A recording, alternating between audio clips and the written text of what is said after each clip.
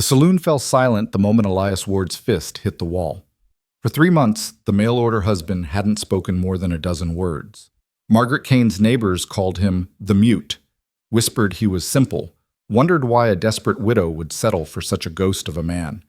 But when Clint Harlow spat on her family name, called her cursed, called her pathetic, something ancient and terrible woke behind Elias's quiet eyes.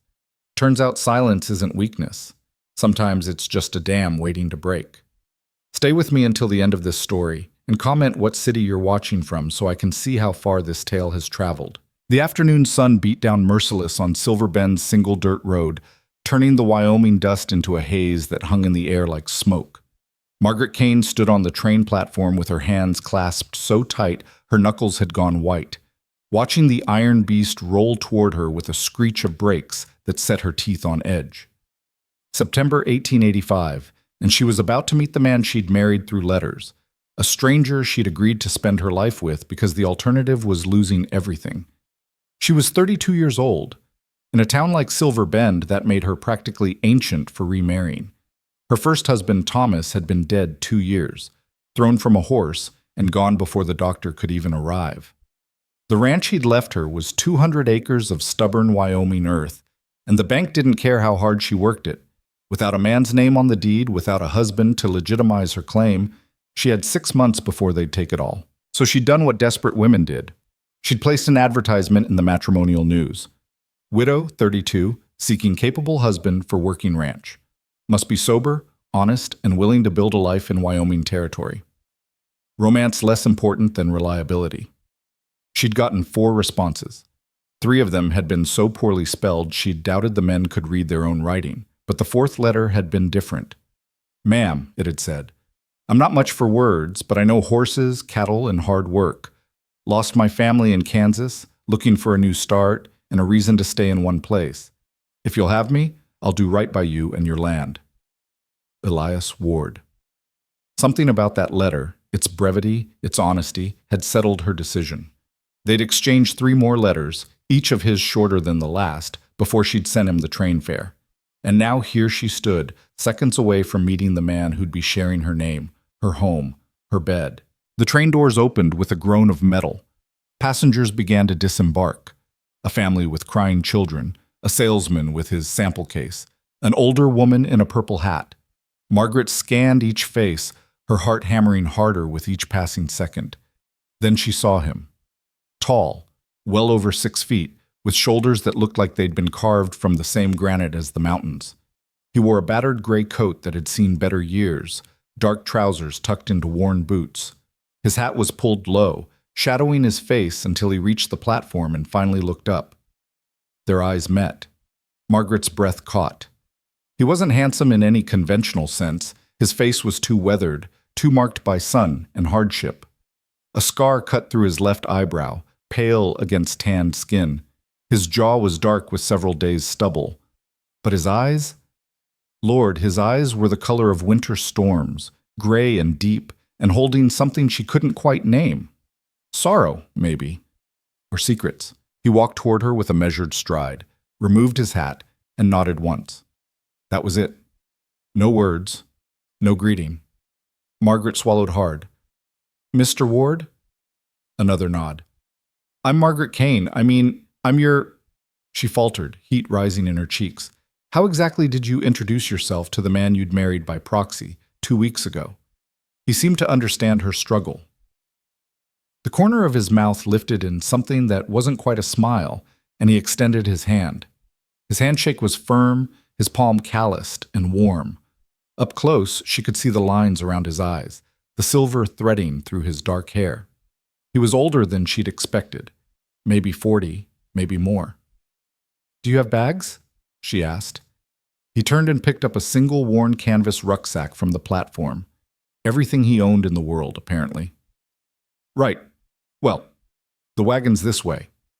She led him through town, acutely aware of the eyes tracking their progress. Mrs. Henderson watching from the mercantile window. Old Pete Wilson pausing in his sweeping to stare. The Kowalski twins grinning from the steps of the saloon.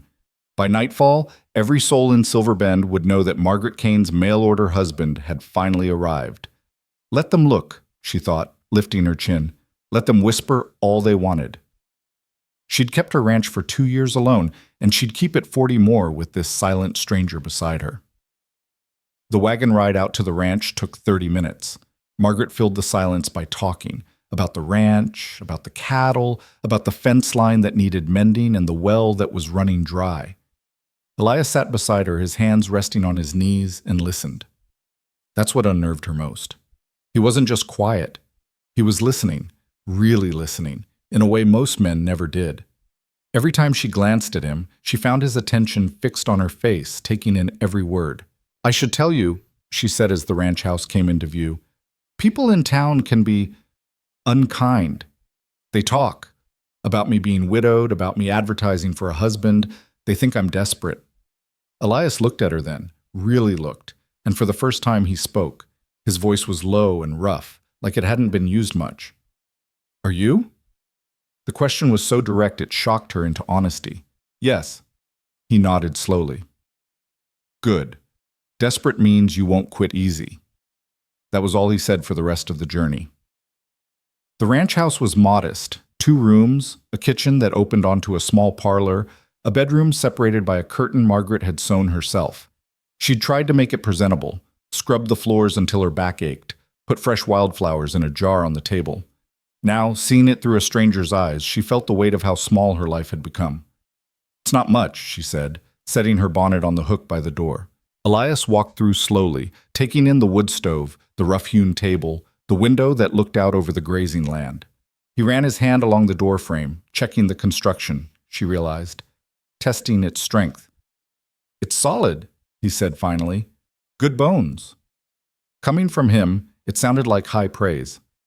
She'd prepared supper before leaving for town, stew that had been simmering all day, bread she'd baked that morning. They ate in silence, the only sound the scrape of spoons against bowls. Margaret searched for something to say, some way to bridge the vast quiet between them, but everything that came to mind seemed foolish. Finally, she set down her spoon. You're a quiet one. Elias looked up from his bowl. For a long moment, he just studied her face. Then slowly he smiled. Not much, just a slight curve of his mouth, but it softened his whole face. He didn't deny it. After supper, he insisted on washing the dishes. Margaret watched him work with an efficiency that spoke of long practice. His movements were precise, economical, nothing wasted. I should show you where you'll sleep, she said when he'd finished. Something flickered across his face. Uncertainty, maybe, or concern. I made up a bedroll in the barn, she added quickly. We're married legally, but we don't know each other. I didn't presume. The relief in his eyes was unmistakable. He nodded, and for the first time she saw something like gratitude there. Thank you, he said quietly. Those 2 words cost him something. She could see it in the way his jaw tightened, in the deliberate care with which he shaped each syllable. This was a man who rationed his words like water in a drought. She walked him out to the barn, showed him where she'd laid out blankets and a pillow. The space was clean and smelled of hay and leather. In the nearest stall, her mare, Bessie, lifted her head and whickered softly. Elias went to the horse immediately, extending his hand. Bessie, who'd been skittish around everyone since Thomas died, walked right up to him and nuzzled his palm. She likes you, Margaret said, surprised. Elias stroked the mare's nose with unexpected gentleness. Animals know, he murmured. Then, seeming to realize he'd spoken aloud, he stepped back. Margaret lingered in the barn doorway, suddenly reluctant to leave. Mr. Ward, Elias. His voice was soft but firm. Elias, she corrected. I want you to know. I'll try to be a good wife. In whatever way you need. He turned to face her fully, and in the lamplight his eyes were impossibly sad. Just need you to be honest, ma'am. Had enough of lies to last 2 lifetimes. There was a story there, a deep one, marked by pain. But she didn't pry. I can do that, and please, call me Margaret. He nodded once. Margaret. The way he said her name, careful, respectful, made something flutter in her chest. She wasn't used to being spoken to like something valuable. That night, she lay in bed listening to the sounds of the ranch settling into darkness. And from the barn, so faint she almost missed it, came the sound of a harmonica. The melody was mournful and beautiful, each note aching with things unsaid. She fell asleep to that music and dreamed of winter storms and quiet men who carried their pain like stones in their pockets. The next morning, Margaret woke to find Elias had already been up for hours. The fence she'd mentioned needing repair? Fixed. The well she'd said was running low? He'd cleaned the filter and checked the pump. By the time she'd made breakfast, he'd done more work than she usually managed in 2 days. "You must have started before dawn," she said, pouring him coffee. He accepted the cup with a nod, wrapping his large hands around it. She noticed his knuckles were scarred, the kind of marks that came from hard fighting or harder work. They fell into a routine over the following weeks. Elias worked from sunrise to sunset, never complaining, never asking for thanks. Margaret cooked and managed the household accounts, tried to keep up with the endless demands of ranch life. They spoke rarely, practical conversations about cattle prices and weather and which fields needed rotating. But gradually she began to notice things about him. The way he always made sure the horses were fed before he ate, how he never wasted anything, every scrap of leather, every bent nail got saved and repurposed, the care he took with tools, cleaning and oiling them each night before bed, and that harmonica playing every evening sitting on the porch in the dark. She never asked him to stop, though the music made her chest ache. There was too much loneliness in those notes, too much loss. Town was harder. Their first Sunday at church together, Margaret felt every eye in the congregation tracking their movements. She and Elias sat in the back pew, her in her best dress, him in a clean shirt she'd pressed that morning. Reverend Michaels preached about faith and perseverance, but Margaret barely heard a word. She was too aware of the whispers behind gloved hands, the assessing looks from women who'd known her since childhood. After service, Clara Morrison cornered her on the church steps. Clara had been in Margaret's schoolroom 20 years ago, had married well to the owner of the largest ranch in 3 counties. Now she smiled with practiced sympathy. "Margaret, dear, I heard you'd acquired a husband." Her eyes drifted to where Elias stood by the wagon, his hat pulled low. "How resourceful of you." The word acquired stung like she'd meant it to. Margaret forced a smile. "Elias is a good man." "I'm sure," Clara said, her tone suggesting she was sure of nothing of the sort. "Though he seems awfully quiet. Is he simple?" "My herald says he saw him in town, and the man barely grunted." Heat flooded Margaret's face. "He's not simple. He's just not a gossip." Clara's smile sharpened. "Of course not. Well, I do hope he works out for you, dear. Heaven knows you couldn't afford to be particular." She swept away before Margaret could respond, leaving poison in her wake. Elias was helping her into the wagon when she finally found her voice again. "I apologize for that. For Clara, she's cruel," Elias said quietly. His jaw was set hard. "And scared." Margaret blinked. "Scared?" "Women like that." He gathered the reins, his movements controlled. "They're scared of anything they can't control. You scare her."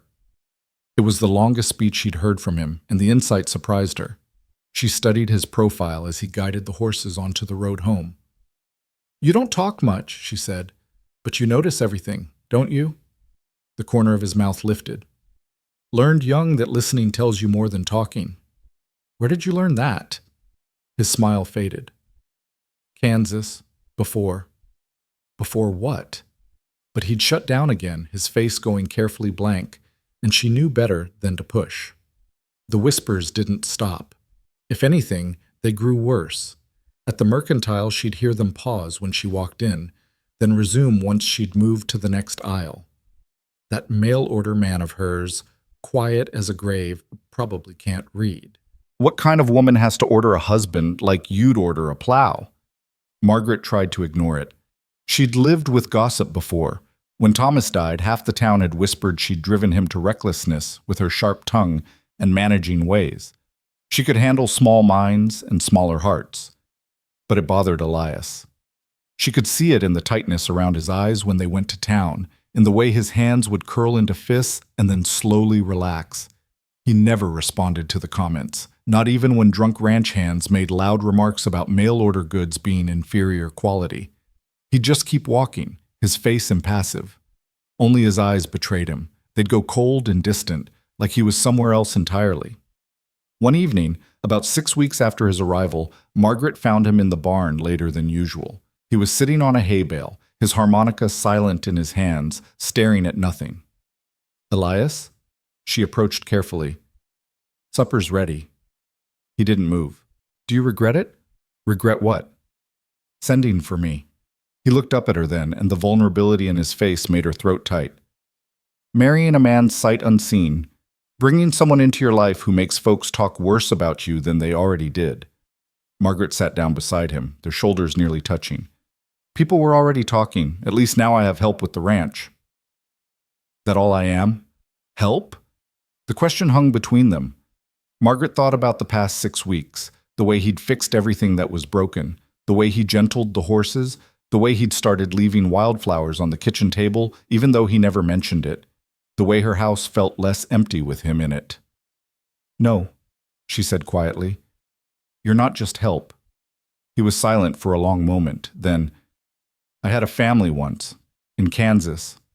A wife. A son." Margaret's breath caught. He'd never mentioned them, not in his letters, not in all their weeks together. "What happened?"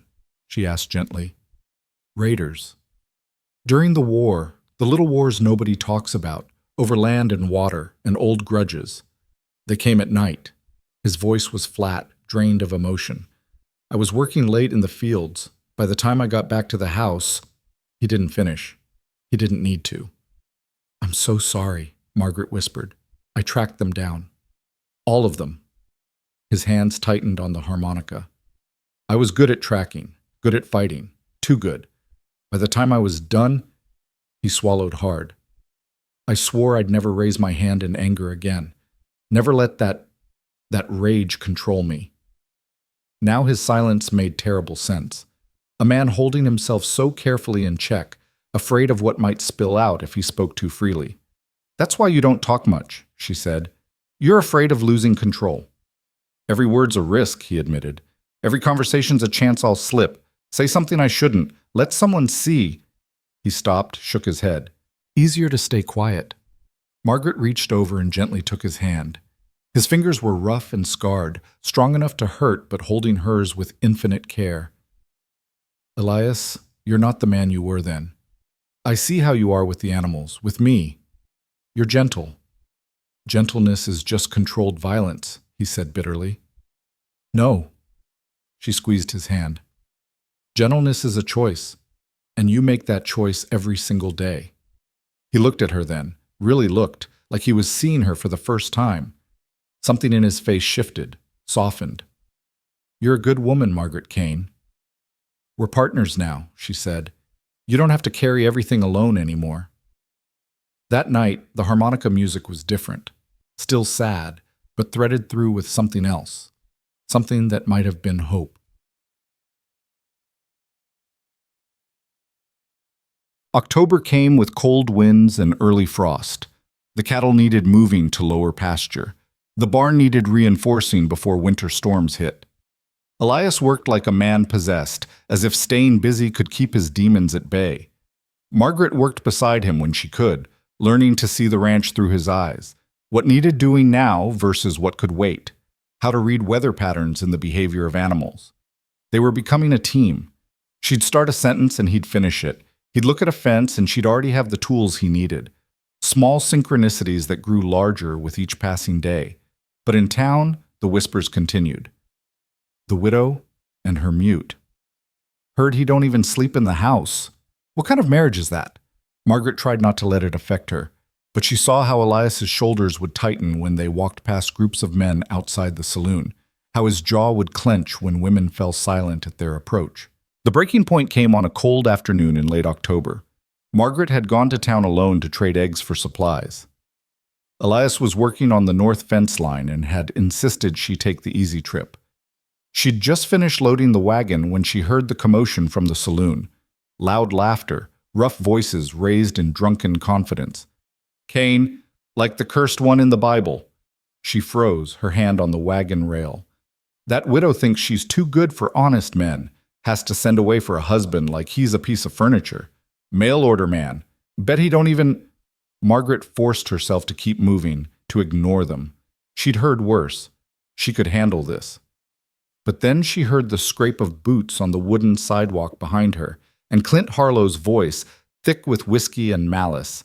"Afternoon, Mrs. Kane. Or should I say, Mrs. Ghost, since nobody's ever heard your husband speak a full sentence." She turned to face him.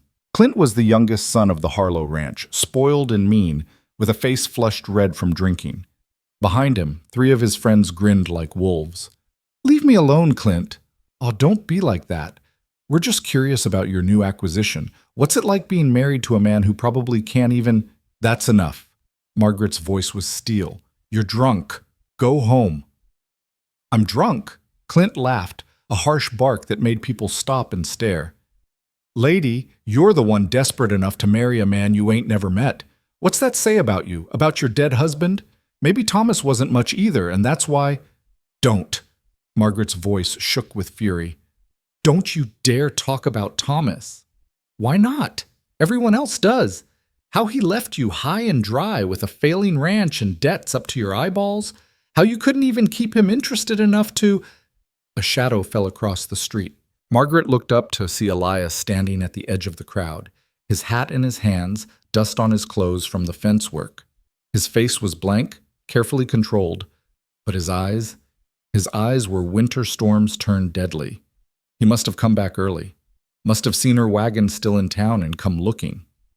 "Speak of the devil," Clint sneered, turning to face Elias. "The mail-order man himself. Tell me something, friend. Can you actually talk? Or did the widow order you because broken men come cheaper?" Elias didn't respond. He walked forward with measured steps, each movement controlled and deliberate. The crowd parted for him instinctively, sensing something dangerous. "Elias?" Margaret said urgently. "Don't! He's not worth it!" But Elias wasn't looking at her. His entire focus was on Clint Harlow, who was too drunk and too stupid to recognize the danger standing in front of him. "What's the matter?" Clint taunted. "Cat got your tongue? Or maybe you really are simple, like everyone—" "Say her name again." The words cut through the afternoon air like a blade. Elias's voice was low, controlled, but carrying an edge that made everyone within earshot go still. Clint blinked, confused. "What?" "You said her name." Elias took another step forward.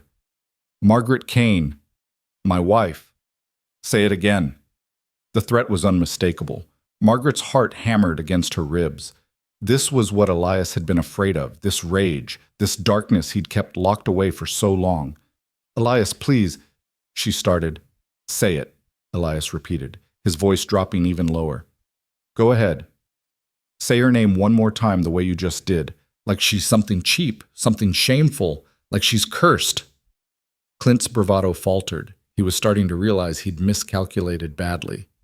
"I didn't mean—" "Yes, you did." Elias was directly in front of him now, towering over the younger man. "You meant every word. Just like you mean it every time you see her in town and whisper behind your hand, every time you laugh when she walks past." The street had gone completely silent. Even the piano music from the saloon had stopped.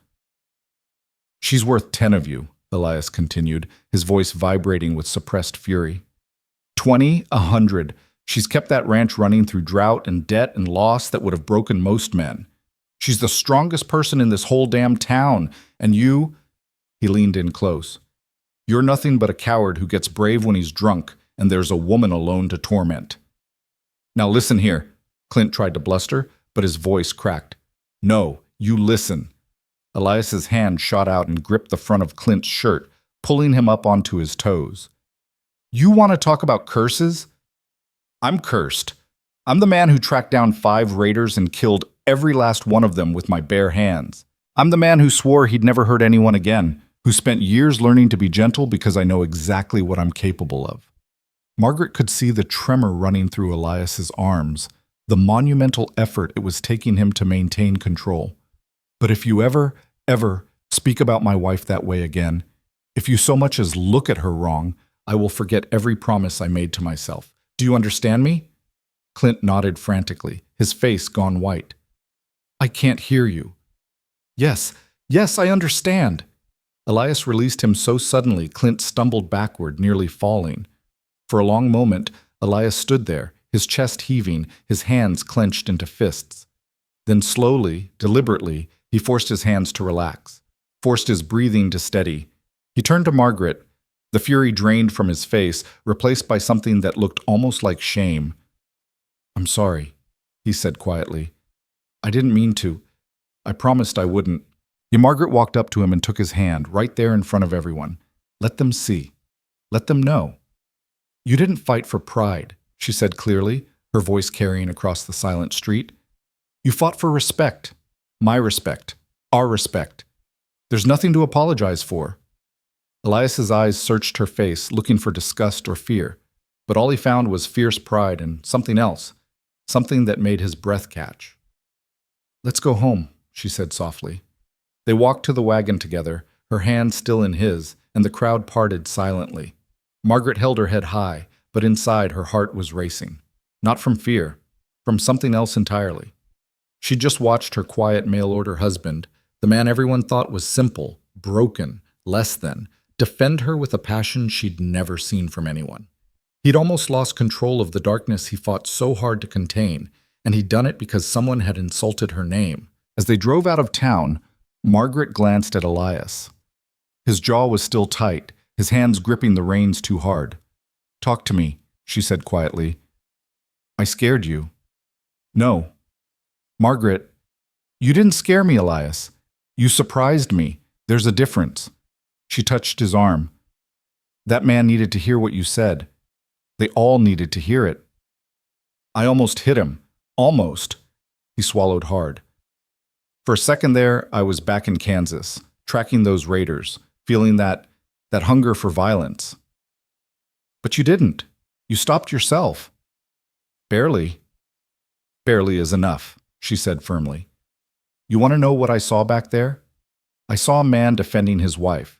Not with mindless violence, but with controlled fury. There's a difference, Elias.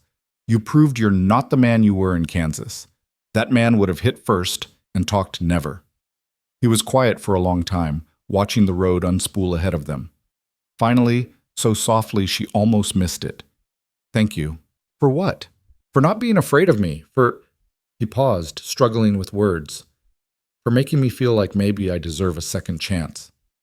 Margaret's throat went tight. "We both deserve a second chance. That's why I sent for you, not just to save the ranch, to save myself." They rode the rest of the way in silence, but it was different now, comfortable, connected. That evening, after supper, Elias didn't go straight to the barn. Instead, he sat on the porch with his harmonica, and when Margaret came out to join him, he didn't stop playing. She sat beside him, listening to the mournful melody drift across the darkening land. The song was sad, yes, but there was something new woven through it now. A thread of something lighter. Hope, maybe, or possibility. "Why a harmonica?" she asked when he paused. He turned it over in his hands, running his thumb across the worn metal. "My son gave it to me. For my birthday the year before." He stopped, then forced himself to continue. "Before he died. He was 5 years old. Saved up for 3 months to buy it from the traveling merchant." Margaret's eyes burned with tears. "He'd be proud of you, of the man you're trying to be." "I hope so." Elias looked up at the stars just beginning to appear. "I hope wherever he is, he knows I'm trying." Margaret slipped her hand into his fingers curled around hers, tentative at first, then firm. They sat like that until full dark, saying nothing, saying everything. Inside the house, the lamp waited. The bed waited. The life they were slowly, carefully building together waited. But for now, this was enough. The evening air, the distant sound of cattle, the warmth of another person's hand, and the music of a man learning, one note at a time, that silence wasn't his only option anymore. The next morning, Margaret woke to find frost coating the windows in delicate patterns that looked like lace. Winter was coming early this year, and the ranch wasn't ready. She dressed quickly, her breath visible in the cold air, and went to start the fire. But when she reached the kitchen, she found Elias had already been there. The stove was warm, coffee was brewing, and he'd left a note on the table in careful, precise handwriting, gone to check the cattle. Back by noon. She held the note for a long moment, studying the letters. His penmanship was better than half the men in town, despite what they whispered about him being simple.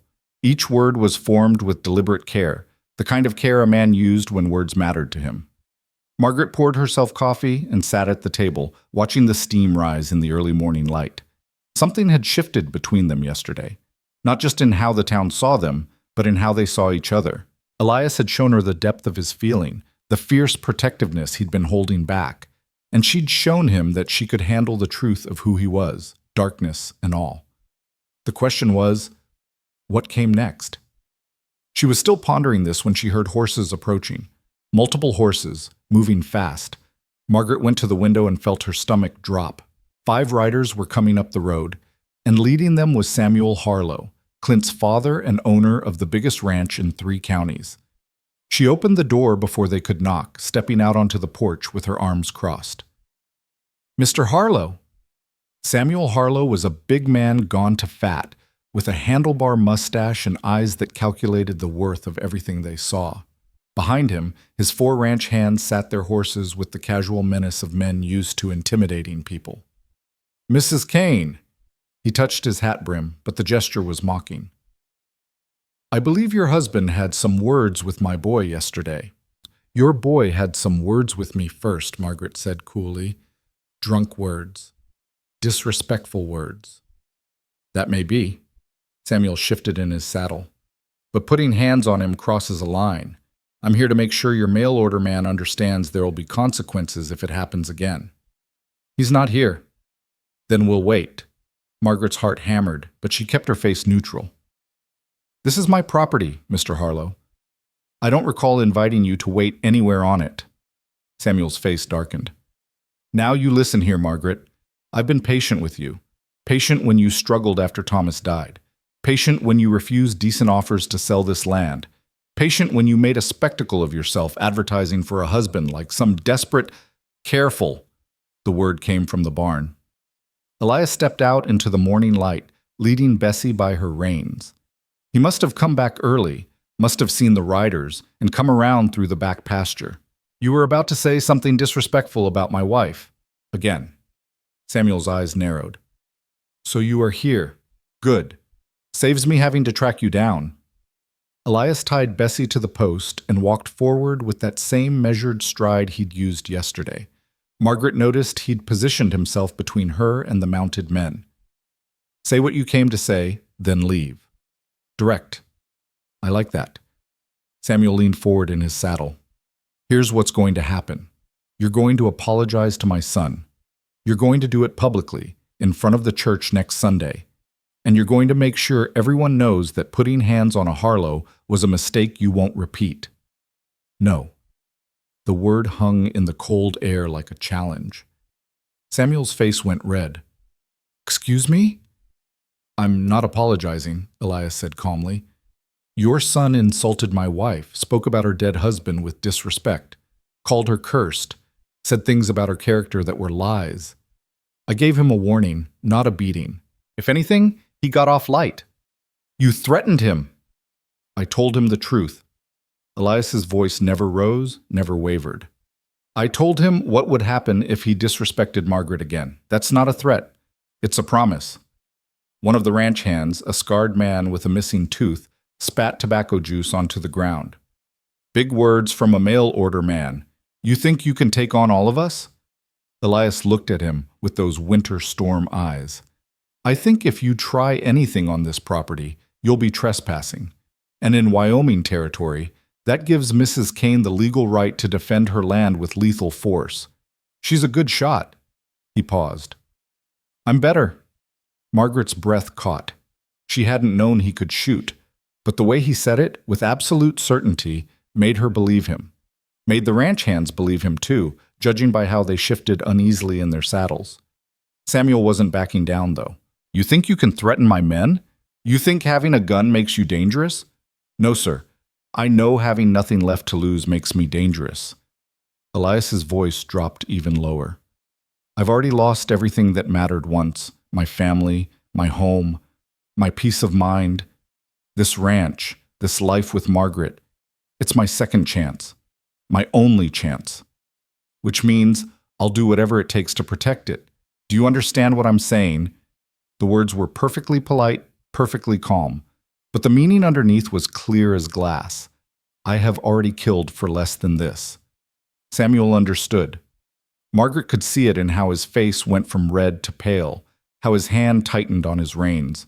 Whatever he'd heard about mail-order husbands being weak and desperate, this man in front of him matched none of those expectations. "This isn't over," Samuel said finally. "You've made an enemy today." "Had plenty of those." Elias shrugged. "One more doesn't scare me." The Harlow men wheeled their horses and rode off, leaving dust hanging in the air. Margaret waited until they disappeared over the rise before letting out the breath she'd been holding. "Elias, I know." He turned to face her, and she saw the tremor in his hands that he'd hidden from the Harlows. "I know, I just made things worse, but I won't let them intimidate you, not on your own land." Margaret walked down the porch steps and took both his shaking hands in hers. "You were magnificent." He blinked, surprised. "I was reckless." "You were brave. There's a difference." She squeezed his hands. "But, Elias, you said you could shoot. Can you really?" His mouth twisted in something that wasn't quite a smile. "In Kansas, I was a scout during the border troubles. Before that, I learned to shoot from my father, who learned from his. I can hit a playing card at 50 yards. Could do it blindfolded if I had to." He looked away. "It's one of the skills I wish I didn't have." "Well, I'm glad you have it now," Margaret said firmly. "And I'm glad you're here." They stood like that for a moment, hands clasped, the morning sun warming their faces. Then Elias gently pulled away. "I should check the north fence. Storm's coming tonight. I can feel it." "I'll come with you." He started to protest, then seemed to think better of it. Instead, he just nodded and went to saddle the horses. They rode out together across the frozen grassland, their breath steaming in the cold air. The sky was that peculiar shade of white-gray that promised snow, and the wind had a bite to it that cut through layers of clothing. But Margaret barely felt the cold.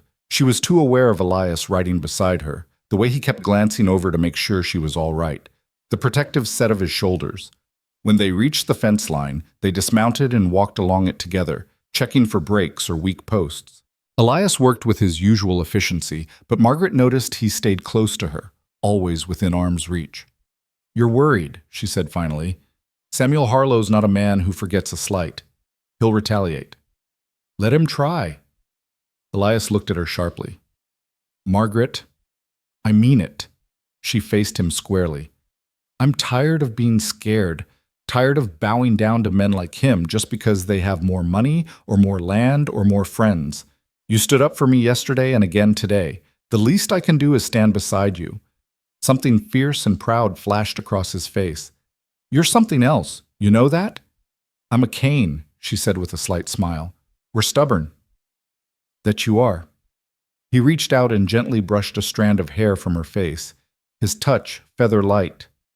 "That you definitely are." The intimacy of the gesture made Margaret's heart skip. They'd been married almost 2 months now, but this was the first time he'd touched her with something other than practical necessity. His hand lingered near her cheek, and she saw him warring with himself about whether to pull away or move closer. "Elias," she said softly, "it's okay." "What is?" "This. Us. Whatever we're becoming." She covered his hand with hers, pressing it against her cheek. "We don't have to rush, but we don't have to keep so much distance either." His eyes searched hers. "I don't want to presume." "You're not presuming. I'm inviting." Margaret felt heat rise in her cheeks, but she pushed on. "I've been thinking. About you in the barn every night. About this marriage that's legal but not real. And I wonder if maybe we could—" "Yes." The word came out strangled, desperate. Margaret laughed softly. "I haven't even finished the question." "Don't care. Whatever you're offering, yeah." He took a shaky breath. "Margaret, I haven't, since Kansas, since my wife died, I haven't let myself get close to anyone. Didn't think I deserved it. Didn't think I could trust myself. But with you—" "With me?" "With you, I want to try. Want to be the kind of husband you deserve. If you'll let me." Margaret rose on her toes and kissed him. It was brief and chaste, just a brush of lips, but it was enough. Enough to say yes, I'll let you. Yes, I want this. Yes, we're going to be okay. When she pulled back, Elias looked stunned, like he'd been struck by lightning. Then slowly, a real smile spread across his face, the first genuine, unguarded smile she'd seen from him.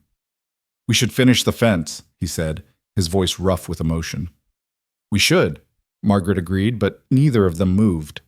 The snow started that night, thick flakes that fell silent and steady, covering the world in white. Margaret made venison stew for dinner while Elias brought in extra firewood, stacking it by the door until they had enough to last a week. When he came in from his final trip, his coat was dusted with snow and his cheeks were red from cold. Storm's going to be bad, he said, stomping his boots clean. Might last a few days. Good thing we're prepared then. Margaret ladled stew into bowls. Come eat before it gets cold. They ate together at the small table, and for the first time the silence between them was easy, comfortable. Every now and then their eyes would meet and small smiles would pass between them, acknowledgement of the shift that had happened on the fence line. After dinner, Elias washed the dishes as always, but when he dried his hands and reached for his coat, Margaret stopped him. You don't have to go to the barn tonight. He froze, coat halfway on. Margaret, unless you want to, but the storm's only getting worse and the barn's not insulated. You'll freeze out there. She twisted her hands together, nervous. The bedroom's small, but there's space for both of us. I trust you, Elias. I want you to know that. For a long moment, he didn't speak. Then he carefully hung his coat back on the hook. I'll sleep on the floor. Let you have the bed. We'll figure it out, Margaret said. Come on. She led him to the bedroom, suddenly aware of how intimate the space was. The bed she'd slept in alone for 2 years, the nightstand with her mother's Bible, the window that looked out over the land they were building together. Elias stood awkwardly by the door while Margaret pulled extra blankets from the trunk. Here, I'll make a pallet. Margaret, he caught her hand. Would it be all right if I just held you? Her heart hammered. Held me? I know it's too soon for more, but I've been sleeping alone for 5 years, and before that I spent 3 years sleeping light, ready for trouble. Just once, I'd like to fall asleep knowing someone's safe beside me. He swallowed hard. Someone I care about. Margaret set down the blankets. Get in bed. They lay down together, both fully dressed, both stiff with uncertainty. Margaret blew out the lamp, plunging the room into darkness, broken only by the faint glow of snow through the window. For several minutes they lay there rigid, not touching, barely breathing. Then Elias spoke into the darkness. May I? Yes. He turned on his side and carefully, slowly, put his arm around her waist, drew her back against his chest. Margaret felt the warmth of him, the solid reality of another person, and something in her chest that had been locked tight for 2 years finally relaxed. Thank you, he whispered against her hair. For what? For giving me this. For not being afraid. For being you. Margaret laced her fingers through his where they rested on her stomach. Thank you for defending me, for seeing me, for staying. Outside, the snow fell heavier, muffling the world in white silence. Inside, 2 people who'd been broken by loss and loneliness held each other and felt, for the first time in years, like they might survive the winter after all. The storm lasted 3 days, just as Elias had predicted. They were snowed in completely, the ranch house a small island in a sea of white.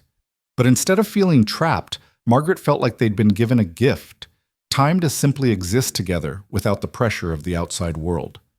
They fell into new rhythms. Elias would wake first and start the fire, then come back to bed until the room warmed. They'd breakfast together, talking about small things, the weather, the cattle they hoped were surviving the storm, plans for spring planting. He started to open up more, sharing stories from his childhood in Missouri, from his years as a scout. Not Kansas, never Kansas, but other memories, softer ones. Margaret told him about Thomas, not just the good parts but the hard parts too. How he'd been kind but distant, more in love with the idea of ranching than the reality. How she'd felt like a business partner more than a wife. How his death had been terrible, yes, but also in some ways a relief because she'd finally been free to run things her own way. "Does that make me awful?" she asked on the second day, as they sat by the fire darning socks. Elias looked up from the sock he was working on. He'd insisted on learning, said it was practical, and shook his head. "Makes you honest. Not every marriage is a love match. Sometimes people do the best they can with what they have." "Were you? With your wife?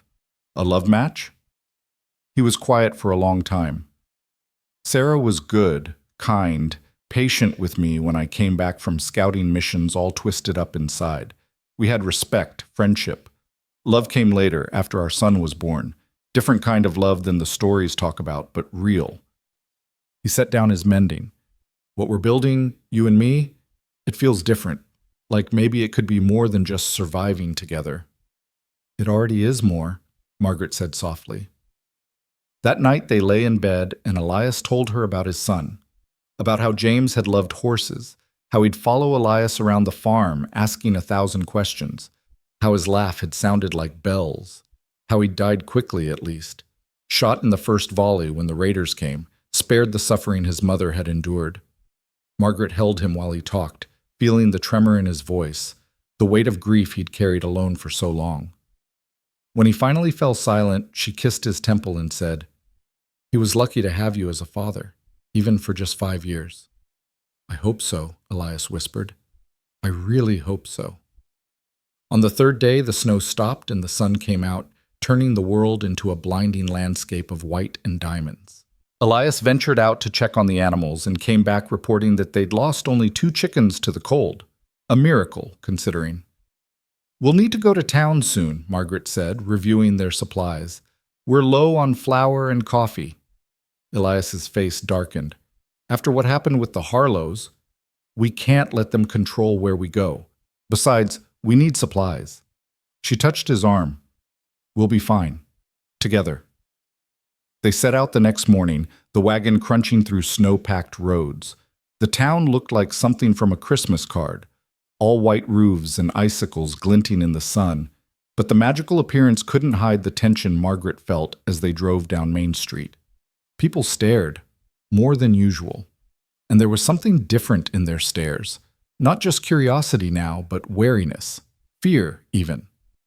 At the Mercantile, Mr. Henderson was polite but distant. He filled their order quickly, barely making eye contact. "That'll be $8, he said, not quite meeting Margaret's gaze. "James?" Margaret leaned on the counter. "What's going on? Why are you acting like we've got the plague?" Henderson glanced at Elias, who was waiting by the door. "The Harlows have been talking, saying your husband's dangerous, violent, that he threatened to kill Clint and Samuel both." "That's not true," Margaret said firmly. "He defended me when Clint was drunk and disrespectful. That's all." "Maybe so." Henderson shrugged. "But Samuel Harlow's a powerful man. People are choosing sides, Margaret, and most can't afford to choose yours." The words stung, but Margaret straightened her spine. "Then they're cowards. $8, you said." She paid, and they loaded the wagon in silence. As they were about to leave, Clara Morrison appeared on the sidewalk with 2 other women from the church auxiliary. "Margaret," Clara said, her voice dripping false sympathy, "I heard about the incident with the Harlows. How dreadful for you." "Nothing dreadful about a man defending his wife," Margaret replied evenly. "Of course not. But people are worried, dear. Your husband has quite the temper, doesn't he? One wonders what might happen behind closed doors when—" Elias stepped forward, and all 3 women took an involuntary step back. He didn't say anything, didn't have to. The look on his face said everything. "My husband," Margaret said clearly, "is the gentlest man I've ever known. He's also the strongest, the most honorable, and the bravest. If that frightens you, Clara, that's your problem, not ours." She climbed into the wagon, and Elias followed. As they drove away, Margaret could feel every eye in town tracking their progress. "They're afraid of me," Elias said quietly. "Good." He looked at her surprised. "Let them be afraid," Margaret continued, her voice tight with anger. "Better than being pitied, better than being dismissed. They want to make you the villain? Fine. At least a villain gets respect." "Margaret, no, I mean it. I'm tired of playing nice with people who were never nice to us. tired of trying to fit into their idea of acceptable. We'll build our life, work our land, and to hell with what Silver Ben thinks about it. A slow smile spread across Elias's face. You're fierce when you're angry. You know that? I learned from the best, she said, looking at him meaningfully. They rode home through the winter landscape, and despite everything, Margaret felt lighter than she had in months. The town could whisper, the Harlows could threaten. None of it mattered as long as she had this man beside her, this partnership they were forging from loneliness and need into something stronger. That evening, after the animals were fed and dinner was cleared, Elias didn't immediately reach for his harmonica. Instead, he turned to Margaret. Teach me to dance. She blinked. What? Dancing. I never learned proper. Sarah tried to teach me once, but I was hopeless. He stood, extending his hand. I want to learn. With you. Margaret felt tears prick her eyes. Elias, we don't have music. Sure we do. He hummed a tune, slow and simple, the kind of waltz played at every church social. Then he pulled her close, placing one hand at her waist, clasping her hand with the other. They moved awkwardly around the small kitchen, Elias counting steps under his breath, Margaret trying not to laugh when he stepped on her toes. His humming was off-key and his timing was terrible, but none of that mattered. What mattered was the way he held her, like she was something precious. The way he looked at her, like she was worth learning for. Why now? She asked as they swayed in the lamplight. Why did you want to learn tonight? Elias stopped moving but didn't let her go.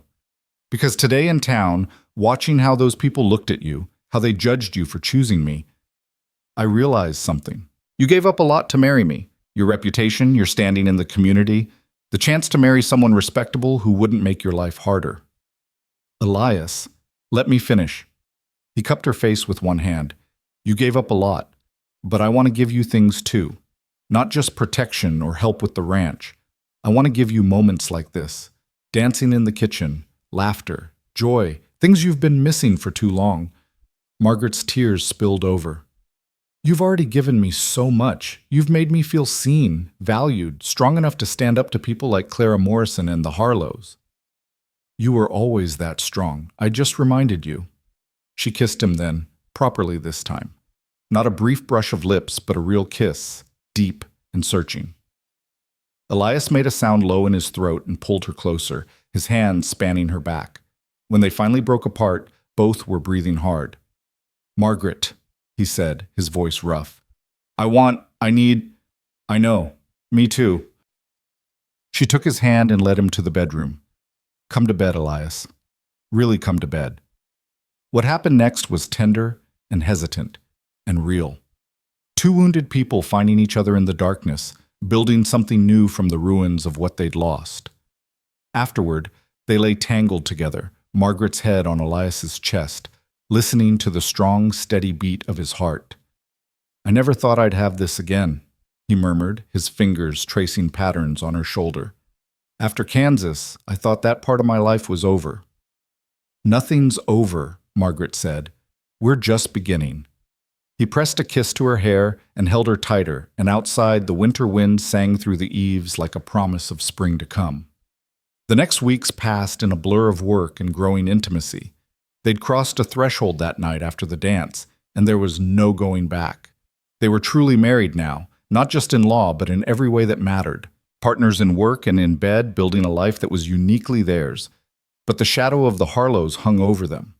Samuel made good on his threat, spreading rumors that intensified with each telling. Elias wasn't just quiet now, he was dangerous, unstable, possibly insane. He'd been a killer in Kansas, people whispered, a gunfighter, a man with no conscience and nothing to lose. Some of it was true. Most was exaggeration. All of it made life harder. Merchants charged them higher prices. Ranch hands avoided their property when looking for work. At church, the pews around them stayed conspicuously empty.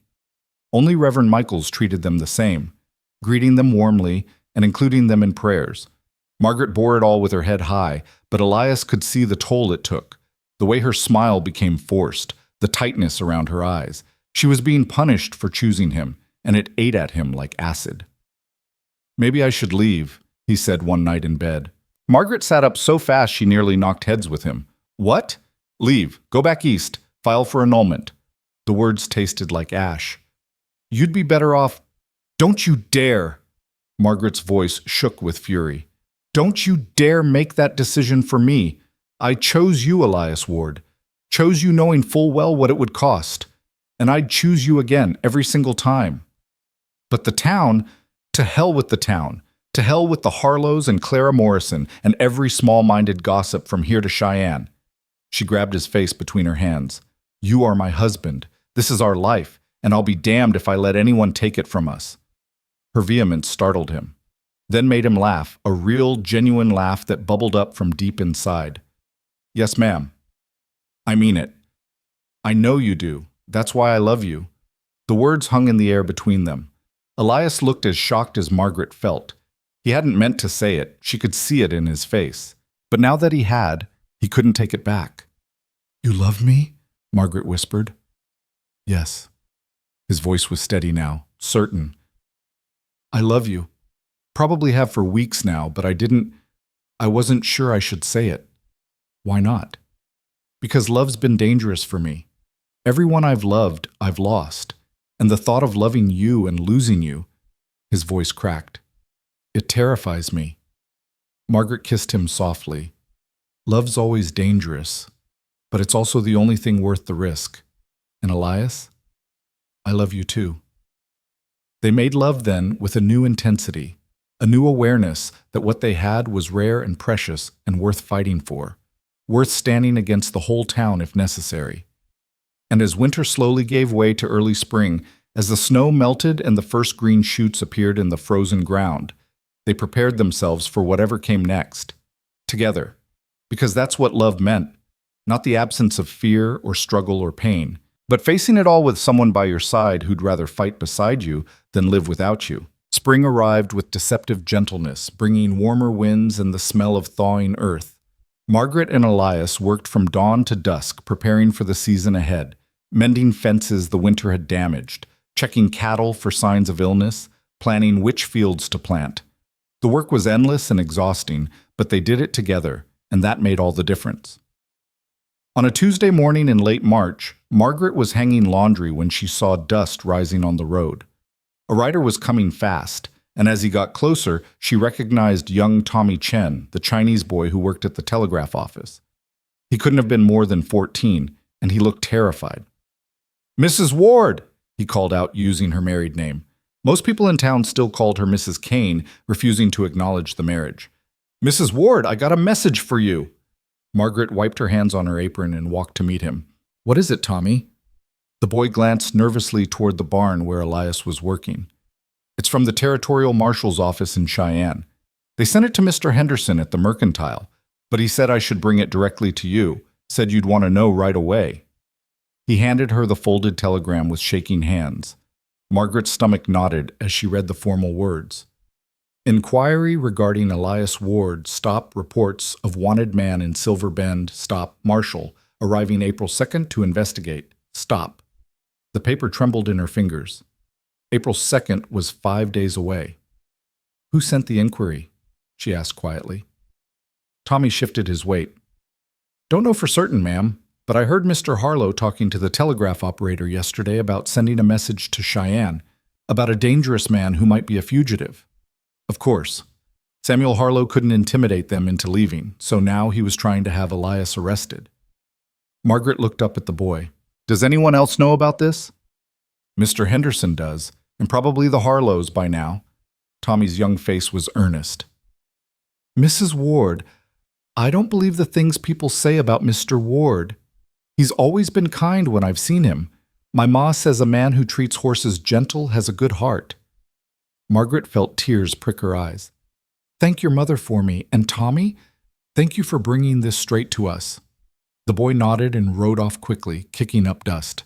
Margaret stood in the yard holding the telegram, her mind racing. 5 days. They had 5 days before a marshal arrived to investigate whether Elias was wanted for crimes. And given what Elias had told her about Kansas, about tracking down those raiders and killing them, there was a real chance he could be arrested. She found him in the barn, repairing a saddle. He looked up when she entered, and his smile faded immediately when he saw her face. "What's wrong?" She handed him the telegram without a word, watched as he read it, saw the color drain from his face. When he looked up, his eyes were hollow. "I knew it would catch up eventually," he said quietly. "Just hoped it would take longer." "Elias, what exactly happened in Kansas? I need to know everything." He set down the saddle and sank onto a hay bale, suddenly looking much older. "After Sarah and James died, I tracked the men who killed them, 5 of them. Took me 3 months to find them all. They were part of a raiding group that had been terrorizing homesteaders, stealing cattle, burning farms. No law would touch them because their leader was connected to powerful people in the territorial government. So you took justice into your own hands." "I took revenge." His voice was bitter. "Justice would have been a trial, a hanging. What I did was hunt them down one by one and kill them. Not clean kills either. I wanted them to suffer the way Sarah suffered, the way I was suffering." Margaret sat down beside him, taking his hand. "Did they ever charge you?" "No. The territorial government wanted it all buried. The raiders' leader had friends in high places, and bringing me to trial would have exposed their crimes. So they let me walk, told me to leave Kansas, and never come back." He looked at her with anguished eyes. "But Margaret, if a marshal starts digging into my past, starts asking questions in Kansas, they'll find people who remember, who'll say I'm a murderer, and they won't be wrong. You're not a murderer. You were a grieving man who—" "I am, though. That's the truth of it." He pulled his hand away, stood up and paced. "I killed 5 men in cold blood. Didn't matter that they deserved it. Didn't matter that I was out of my mind with grief. I still did it, and if the law decides to prosecute me now, I'll hang." The word hung in the air between them like a noose. Margaret felt ice spread through her veins. "We could run. Leave tonight. Head to California or Oregon. Start over somewhere they'll never find us. And spend the rest of our lives looking over our shoulders, never settling down, never trusting anyone." Elias shook his head. "That's no life, Margaret, especially not for you. You'd lose this ranch, everything you've worked for." "I don't care about the ranch if you're not here." "Yes, you do, and you should." He knelt in front of her, taking both her hands. "This land is your legacy, your future. I won't let you throw it away for me." "Then what do we do?" Margaret's voice broke. "Just wait for the marshal to arrive and hope for the best? Hope that Samuel Harlow didn't find evidence that will get you arrested?" Elias was quiet for a long moment. Then, "We tell the truth. All of it. Lay out exactly what happened in Kansas, why I did what I did. Maybe the marshal will understand, maybe he won't, but at least we'll face it honestly." "That's a terrible plan." "It's the only plan I've got." He managed a small smile. "Besides, I'm tired of running from my past, tired of letting it control me. Whatever happens, at least we'll face it together." Margaret wanted to argue, wanted to insist they flee or fight, or do anything but passively wait for judgment. But she could see the determination in Elias's face, the bone-deep weariness of a man who'd been carrying guilt for too long. He needed to face this, needed to finally put Kansas behind him, one way or another. "Then we prepare," she said firmly. "We gather character witnesses, document everything you've done for this community, show the marshal who you are now, not who you were 5 years ago." "Margaret, no. If you're going to face this honestly, we're going to give you the best chance possible." She stood, her mind already racing through possibilities. "Reverend Michaels will speak for you. Maybe Mr. Henderson if we ask right. And we document everything, the work you've done on the ranch, the improvements, your behavior since arriving." Elias looked at her with such love and gratitude it made her chest ache. "How did I get so lucky?" "You answered a desperate widow's advertisement," Margaret said, trying to lighten the moment. "Not sure that counts as luck. Best decision I ever made." They spent the next 3 days preparing for the marshal's arrival. Margaret went to town and spoke with Reverend Michaels, who agreed immediately to testify to Elias's character. She tried to convince Mr. Henderson to speak on their behalf, but he refused, citing his business relationship with the Harlows. Several other townspeople she approached also declined, fear of Samuel Harlow winning out over any sense of justice. Only old Doc Morrison, Clara's husband, surprised her by agreeing to help. I'm not blind to my wife's faults, he said gruffly when Margaret found him at his office. Or to the Harlow's bullying. If your husband is half the man you say he is, he deserves a fair hearing. Margaret could have kissed the old doctor. Instead, she shook his hand gratefully and hurried home to tell Elias they had 3 character witnesses. The night before the marshal was due to arrive, neither of them could sleep. They lay in bed holding each other, feeling the weight of the unknown pressing down on them. If they arrest me, Elias said quietly, I want you to sell everything and leave Silver Bend. Go somewhere fresh, somewhere people don't know you. I'm not leaving. Margaret, I said I'm not leaving. She turned to face him in the darkness. If they arrest you, I'll fight it. I'll hire lawyers. I'll go to the territorial capital. I'll do whatever it takes. But I'm not abandoning you.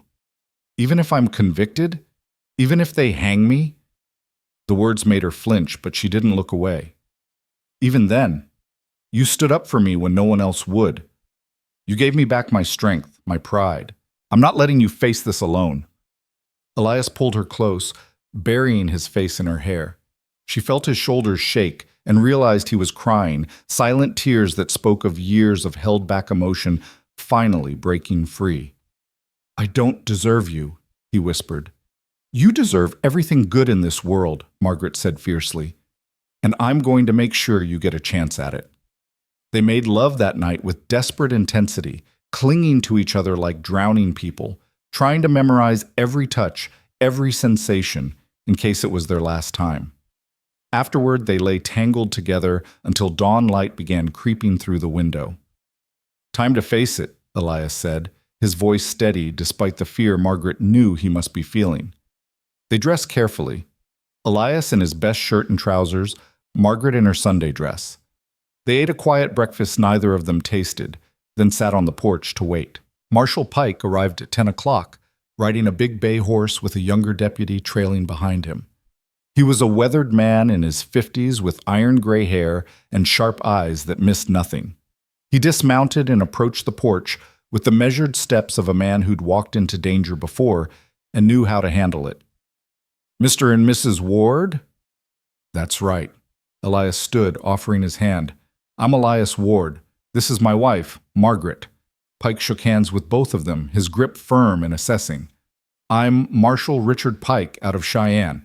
Got a report that you might be wanted for crimes committed in Kansas. That true? Depends on what you mean by wanted, Elias said carefully. I killed 5 men in Kansas 5 years ago. The territorial government there knew about it and let me go. I was never formally charged. Pike's eyebrows rose slightly at the directness. That's so. Why don't you tell me the whole story, and we'll see where we stand? They invited the marshal and his deputy inside. Margaret served coffee while Elias told the story, leaving nothing out. The murder of his family, the 3-month hunt, each killing described in brutal detail. When he finished, the small kitchen was silent except for the ticking of the clock on the wall. Pike took a long drink of his coffee. That's quite a tale, Mr. Ward. You got any proof of what you're saying? Anyone who can verify this? I can give you names in Kansas. Sheriff Dobbs in Leavenworth County knew the whole situation. So did Judge Harmon. They're the ones who decided not to prosecute. And since then? You've been here in Wyoming? Yes, sir. Arrived in September, married Margaret, been working the ranch. Any trouble? Fights? Threats? Violence of any kind?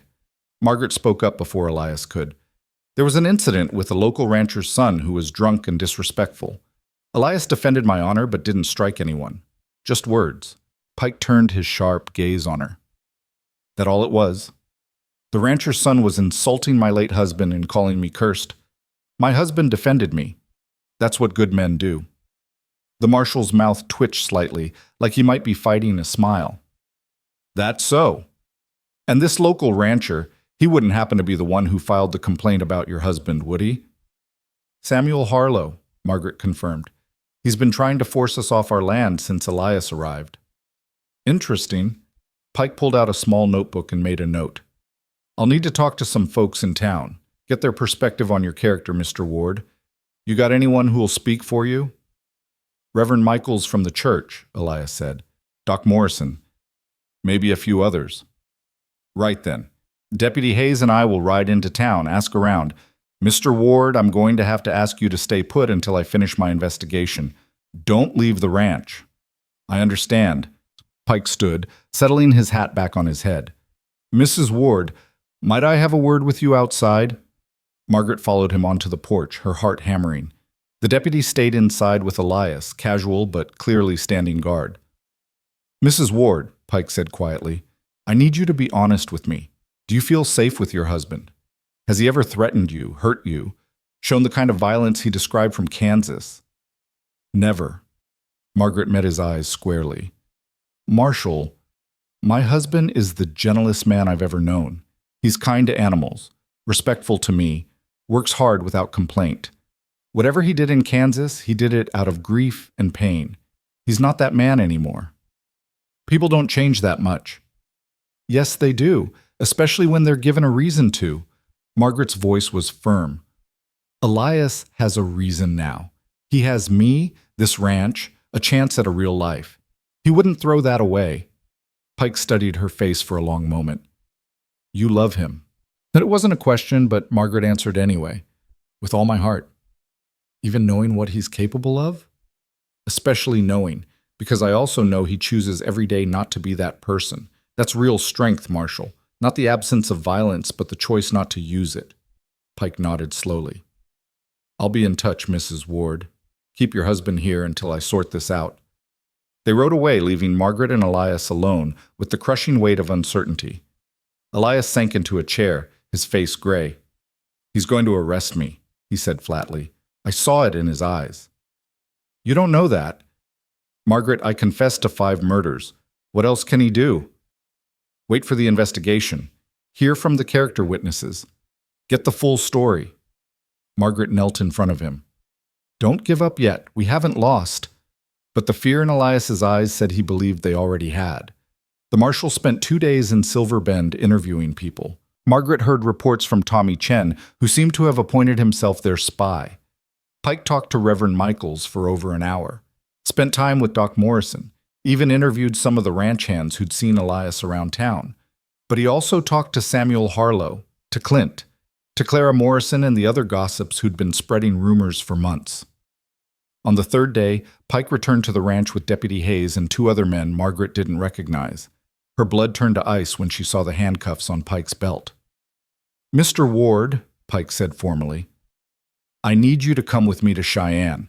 I've sent telegrams to Kansas, and there's some question about whether you were actually cleared of those killings, or if the authorities there just looked the other way. Until that's sorted out, you're under arrest. No! Margaret rushed forward, but Elias caught her hand. It's all right, he said quietly. I knew this might happen. It's not all right. Marshal, please, you can't. Ma'am, I'm sorry. But until I get confirmation from Kansas that he's not wanted, I have to take him into custody. It's the law. Pike looked genuinely regretful. He'll get a fair hearing, I promise you that. Elias turned to Margaret, cupping her face in his hands. Listen to me. Don't sell the ranch. Don't give up on this place. Whatever happens, you keep fighting. You hear me? I'm coming with you to Cheyenne. No, you need to stay here. Keep the ranch running. I'll be fine. Elias! He kissed her, deep and desperate, a kiss that tasted like goodbye. When he pulled back, his eyes were wet. I love you, Margaret Ward. That's the truest thing I've ever said in my life. I love you too, she whispered, and I'm going to get you back. I swear it. Pike cuffed Elias's hands in front of him, a small mercy. As they led him to the horses, Elias looked back at the ranch, at Margaret standing on the porch, at the life they'd built together. His face was composed, but Margaret could see the grief in every line of his body. Then they were gone, riding toward Cheyenne and whatever fate waited there. Margaret stood on the porch until the dust settled, until she couldn't see them anymore. Then she went inside, sat at the kitchen table, and let herself break down. Great racking sobs that came from somewhere deep in her chest, the sound of a heart being torn in two. She cried until she had no tears left. Then she washed her face, braided her hair, and started planning. If the law wouldn't help Elias, she'd have to do it herself. And she'd start by making sure Samuel Harlow paid for what he'd done. The next morning, Margaret rode into Silver Bend with fire in her blood. She went straight to the telegraph office and sent a message to the sheriff and judge in Kansas that Elias had named. She needed their statements in writing, needed proof that he'd been cleared. Then she went to Reverend Michaels and asked him to write a letter testifying to Elias's character. The Reverend agreed immediately, his kind face creased with concern. "I'll pray for him, Margaret, and for you." "Pray if you like, Reverend, but I'm going to need more than prayers to get him back." Doc Morrison also agreed to write a letter, and surprised Margaret by offering to pay for a lawyer if she needed one. "My Clara's been insufferable since this started," he said gruffly. "Crowing about the mail-order man getting what he deserves. I'm tired of her meanness." Margaret thanked him and moved on to her next task, confronting Samuel Harlow. She found him at the saloon, holding court with a group of his ranch hands. When she walked through the doors, every conversation stopped. Women didn't come into the saloon, not respectable women, but Margaret was past caring about respectability. "Samuel Harlow," she said clearly, her voice carrying across the suddenly silent room. "I want a word with you." Harlow turned, a smug smile on his face. "Mrs. Kane, heard your husband got arrested. Shame that." "Mrs. Ward," Margaret corrected coldly, "and you know perfectly well you're the reason he was arrested. You filed that complaint, spread those lies about him being a fugitive." "Lies?" Harlow spread his hands innocently. "I simply reported what I knew. If your husband has a criminal past, that's hardly my fault. He has a tragic past.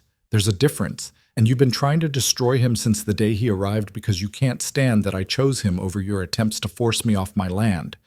Murmurs rippled through the crowd. Harlow's face darkened. "Careful, Mrs. Kane. You're making accusations you can't prove." "Can't I?" Margaret stepped closer. "You've wanted my ranch for 2 years, offered to buy it for a fraction of its worth after Thomas died. When I refused, you made sure the banks wouldn't extend my credit. When I married Elias, you started spreading rumors that he was dangerous, violent, unstable. And when that didn't work, you contacted the marshal and had him arrested on trumped-up charges. Those charges are legitimate. Those charges are revenge." Margaret's voice rose. "Because your son got drunk and insulted me, and my husband defended my honor. Because you can't stand that a woman would choose her own husband instead of accepting your bullying." Harlow stood, his face red with fury. "You've got no proof of any of this." "Don't I? Tommy Chen heard you at the telegraph office sending that message to Cheyenne. Several people have heard you spreading rumors. And I've got 3 character witnesses willing to testify that everything you've said about Elias is a lie." She pulled out the letters she'd collected from Reverend Michaels and Doc Morrison, along with a third from Mr. Henderson that she'd finally convinced him to write. "These men know my husband, know his character. They'll swear he's no threat to anyone." Harlow's eyes narrowed. "Doesn't matter what they say. He admitted to killing 5 men. That makes him a murderer, plain and simple. It makes him a grieving father and husband who took justice into his own hands when the law failed him. And it was 5 years ago, Samuel. 5 years he's lived peacefully, hurt no one, started over. He's not the same man. Once a killer, always a killer." Margaret smiled then, a cold smile that made several people step back. "You know what the funny thing is? You're trying to paint my husband as dangerous, as someone the town should fear, but he's shown more restraint, more honor, more decency than you ever have. He could have beaten Clint bloody for what he said to me. He didn't. He gave him a warning and walked away. When you came to our ranch with your men trying to intimidate us, he didn't draw a gun. He stood his ground with words. That's not a dangerous man, Samuel. That's a man in control of himself. He threatened to kill my son. He promised consequences if Clint disrespected me again. There's a difference between a threat and a boundary." Margaret looked around the saloon at all the watching faces. "I'm going to Cheyenne tomorrow to stand by my husband during his hearing, and I'm going to make sure everyone there knows that Samuel Harlow filed a false complaint out of spite and greed. If my husband is convicted based on your lies, I'll make it my life's mission to expose what you did." She turned to leave, then paused at the door. "One more thing, Samuel. If anything happens to my ranch while I'm gone, if one cow goes missing or one fence gets cut, I'll know exactly who to blame. And I will make you pay for it. That's not a threat. It's a promise." She walked out into the afternoon sunlight, her heart pounding. Behind her, she could hear the explosion of conversation, people talking over each other in shocked tones. Let them talk. She'd said what needed saying. That evening, as she packed for the trip to Cheyenne, Margaret found Elias's harmonica in the barn where he'd left it the night before his arrest. She held it in her hands, remembering all those evenings listening to him play, the mournful melodies that spoke of loss and longing and slowly growing hope. She tucked it carefully into her bag. When she got him back, and she would get him back, she'd return it to him. They'd sit on the porch together, and he'd play while she listened, and they'd rebuild the life Samuel Harlow had tried so hard to destroy. The next morning, Margaret boarded the train to Cheyenne with the letters of recommendation, a photograph of her and Elias from their wedding day, and an unshakable determination to fight for the man she loved. The other passengers gave her curious looks. A woman traveling alone was unusual, but she ignored them. The train journey took 6 hours. Margaret spent the time rehearsing what she'd say at the hearing, organizing her evidence, preparing for every possible argument. By the time they pulled into Cheyenne, she had a plan. Finding the territorial courthouse was easy. Getting information about Elias's case was harder. The clerk at the front desk was a sour-faced woman who informed Margaret that the hearing was scheduled for the following morning and that civilian visitors were not permitted unless called as witnesses. "Then call me as a witness," Margaret said firmly. "That's not how it works, ma'am. The marshal decides who testifies." "Then I need to speak with Marshal Pike." "He's busy with the case." Margaret leaned on the desk, her patience exhausted. "Listen to me carefully. That man in your jail is my husband. He's a good man who made terrible choices out of grief, and he spent 5 years trying to make amends. I have letters from a reverend, a doctor, and multiple townspeople attesting to his character. I have information about the real reason he was reported to the marshal, and I have a right to speak on his behalf. Now, you can let me see Marshal Pike, or I can stand outside this courthouse and tell every person who walks by that you're denying a man a fair hearing. Your choice." The clerk's mouth tightened, but she picked up the telephone and made a call. 5 minutes later, Marshal Pike appeared, looking tired but not unkind. "Mrs. Ward, I thought I told you to stay at the ranch." "With all due respect, Marshal, my husband needs me here more than the ranch does." Pike studied her face for a moment, then nodded. "Come on back, we'll talk." Pike led Margaret through a maze of corridors to a small office that smelled of old paper and tobacco smoke. He gestured to a chair across from his desk and sat down heavily, looking at her with those sharp, assessing eyes. "You've got 5 minutes, Mrs. Ward. Make them count." Margaret pulled out the letters and laid them on his desk one by one. "Character testimonies from Reverend Michaels, Dr. Morrison, and James Henderson, who runs the Mercantile in Silver Bend. All 3 attest to my husband's peaceful behavior, his work ethic, and his restraint in difficult situations." Pike glanced at the letters but didn't pick them up. "I've already interviewed 2 of these men." "Then you know they're telling the truth. Elias hasn't hurt anyone in 5 years. He's been a model citizen. Except for the incident with Clint Harlow." "That wasn't violence, Marshal. That was words. Strong words, yes, but words nonetheless. Clint was drunk and insulting me and my late husband. Elias defended my honor without raising a fist. Isn't that exactly what a man with a violent past who's trying to reform would do? Show restraint?" Pike leaned back in his chair, steepling his fingers. "You make a good point. But Mrs. Ward, the problem isn't what your husband's done since coming to Wyoming. It's what he did in Kansas. I've been waiting for responses to my telegrams, and I finally got one this morning." Margaret's heart clenched. "From Sheriff Dobbs?" "From his successor, actually. Dobbs retired 2 years ago. The new sheriff, man named Garrett, says there's no record of your husband being formally cleared, just a notation in the files that the case was dropped due to lack of evidence and witness cooperation." "But they did drop it. They let him go." "They did. But dropping a case isn't the same as declaring someone innocent. It just means they couldn't prosecute." Pike rubbed his face tiredly. "Here's my problem. Technically, I could arrest your husband for those killings.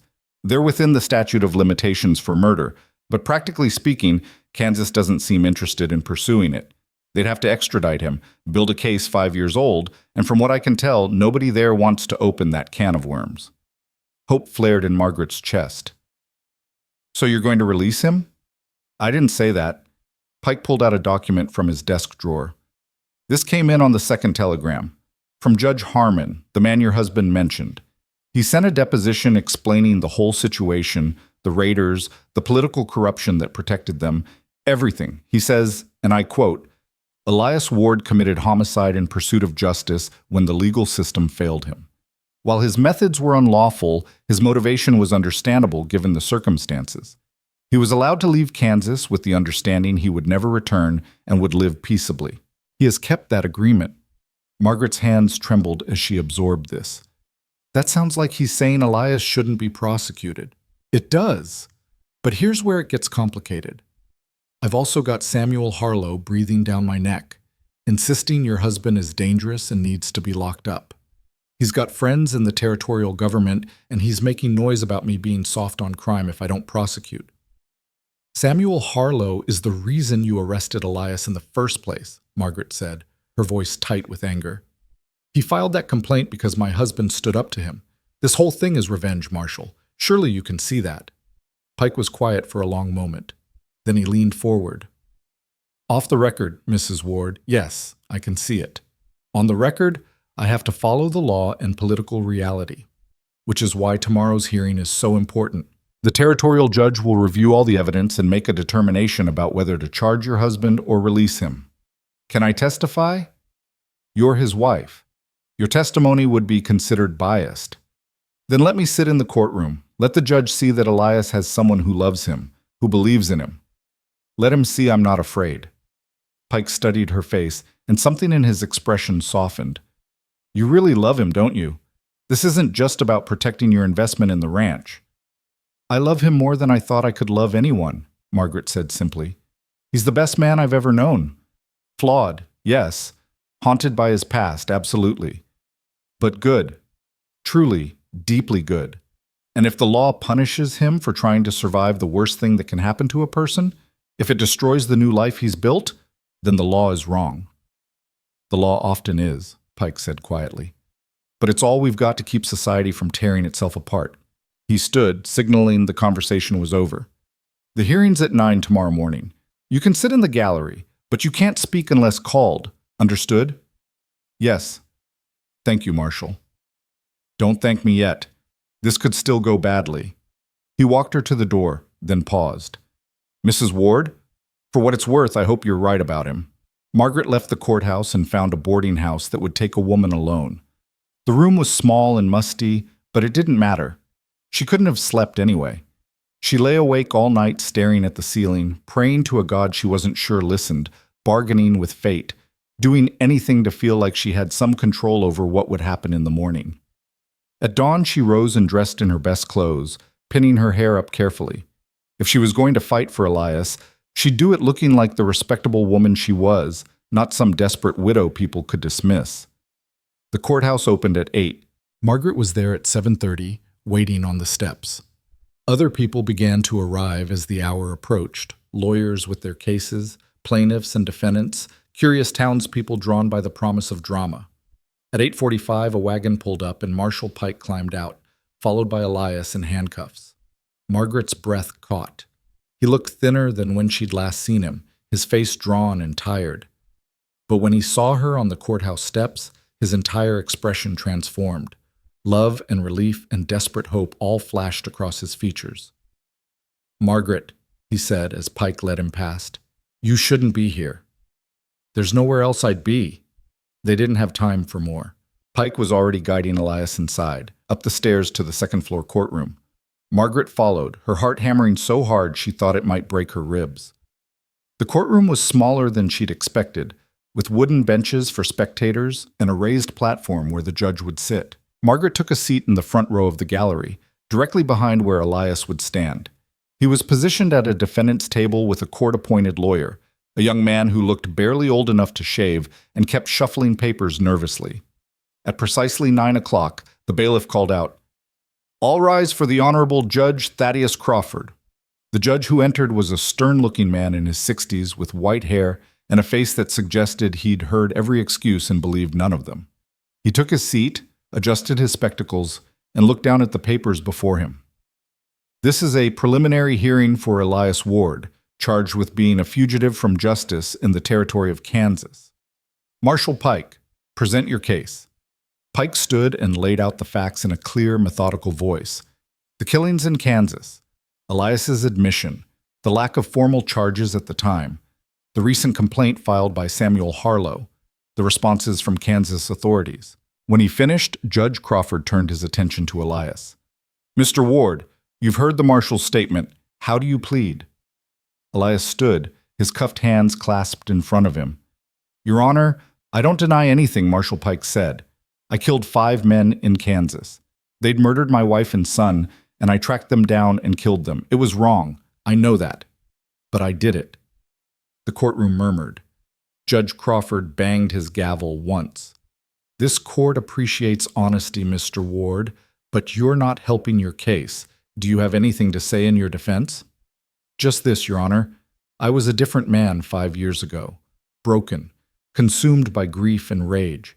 I did terrible things, and I've spent every day since trying to atone for them. I came to Wyoming to start over, to be better. I married a good woman. I work an honest living. I've hurt no one. I'm not asking you to forgive what I did. I'm asking you to judge me on who I am now, not who I was then. Judge Crawford was silent for a long moment. Then he looked at the papers again. I have here a deposition from Judge Harmon in Kansas, who was on the bench when these killings occurred. He states that the raiders you killed were known criminals who'd been terrorizing the territory. He also states that the decision not to prosecute you was made by the territorial government and himself after careful consideration. Is that accurate? Yes, Your Honor. And in the 5 years since, you've had no contact with Kansas, committed no crimes, lived peacefully? That's correct. Judge Crawford turned to Marshal Pike. What's your recommendation, Marshal? Pike stood again, and Margaret held her breath. Your Honor, based on my investigation, I believe Mr. Ward has been living as a law-abiding citizen since arriving in Wyoming. While his past is troubling, Kansas has declined to request extradition, and there's no evidence he poses a current threat to the community, except for the complaint from Mr. Samuel Harlow of Silver Bend. Yes, Your Honor.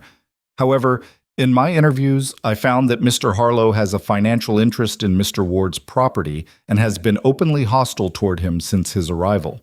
I believe the complaint was motivated by personal animus rather than genuine concern for public safety. Margaret wanted to cheer. Pike was on their side. Judge Crawford nodded slowly.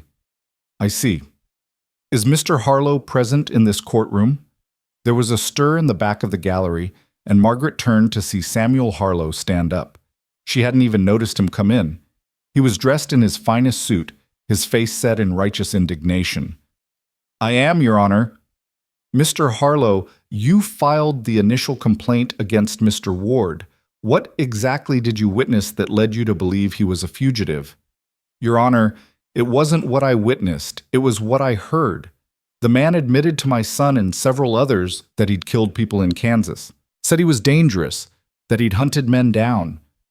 That's not the kind of person we want in our community. And when did this conversation occur?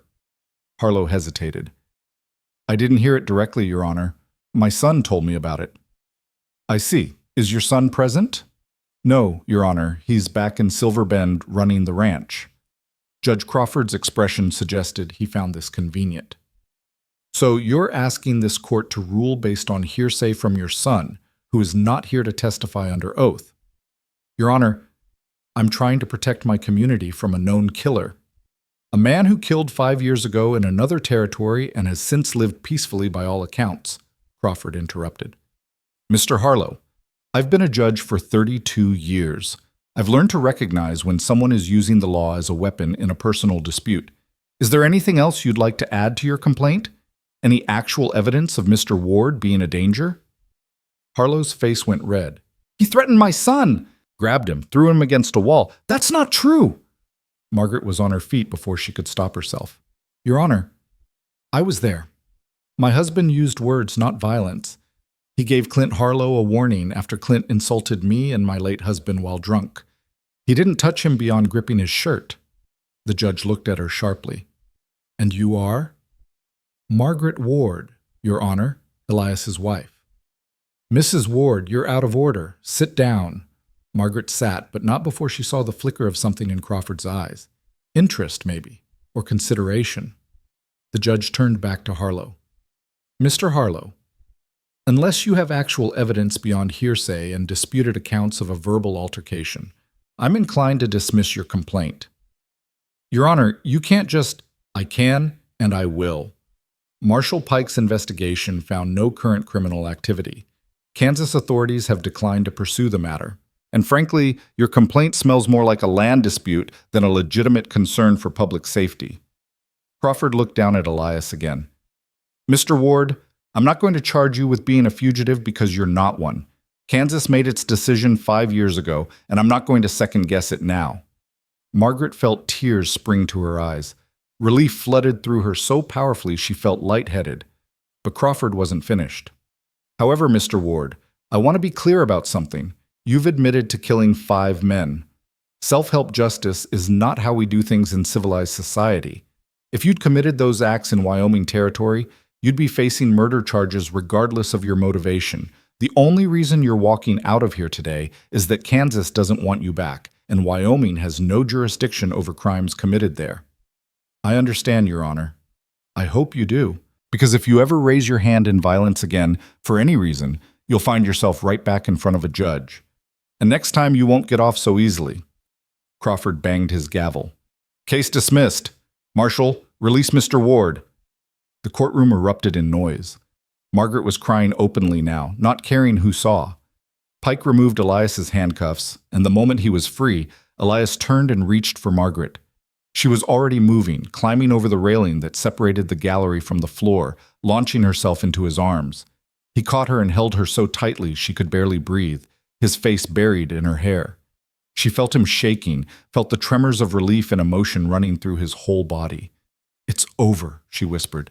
It's over, Elias. We won. You won, he said, his voice rough. You fought for me. You saved me.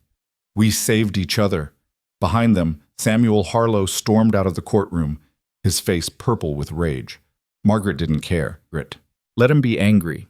He had lost, and she and Elias had won their right to exist, to build their life together without his interference. Marshal Pike approached them, his expression softer than Margaret had seen. Mr. Ward, Mrs. Ward, the judge has released you, but I'd advise you to stay out of trouble. Judge Crawford meant what he said about violence. I know, Marshal, thank you, for investigating fairly, for telling the truth about Harlow's motives. Pike nodded. Just doing my job. But Mrs. Ward? He looked at Margaret. You should know, you made the difference. Those letters, your testimony, even though it was out of order, your presence here. The judge saw how much you believed in your husband. That mattered. Margaret squeezed Elias's hand. He's worth believing in. They left the courthouse together, walking out into bright April sunshine. Cheyenne was busy with midday traffic, horses and wagons, and people going about their business, completely unaware that Margaret and Elias's entire world had just been saved from destruction. What do we do now? Elias asked, looking down at her.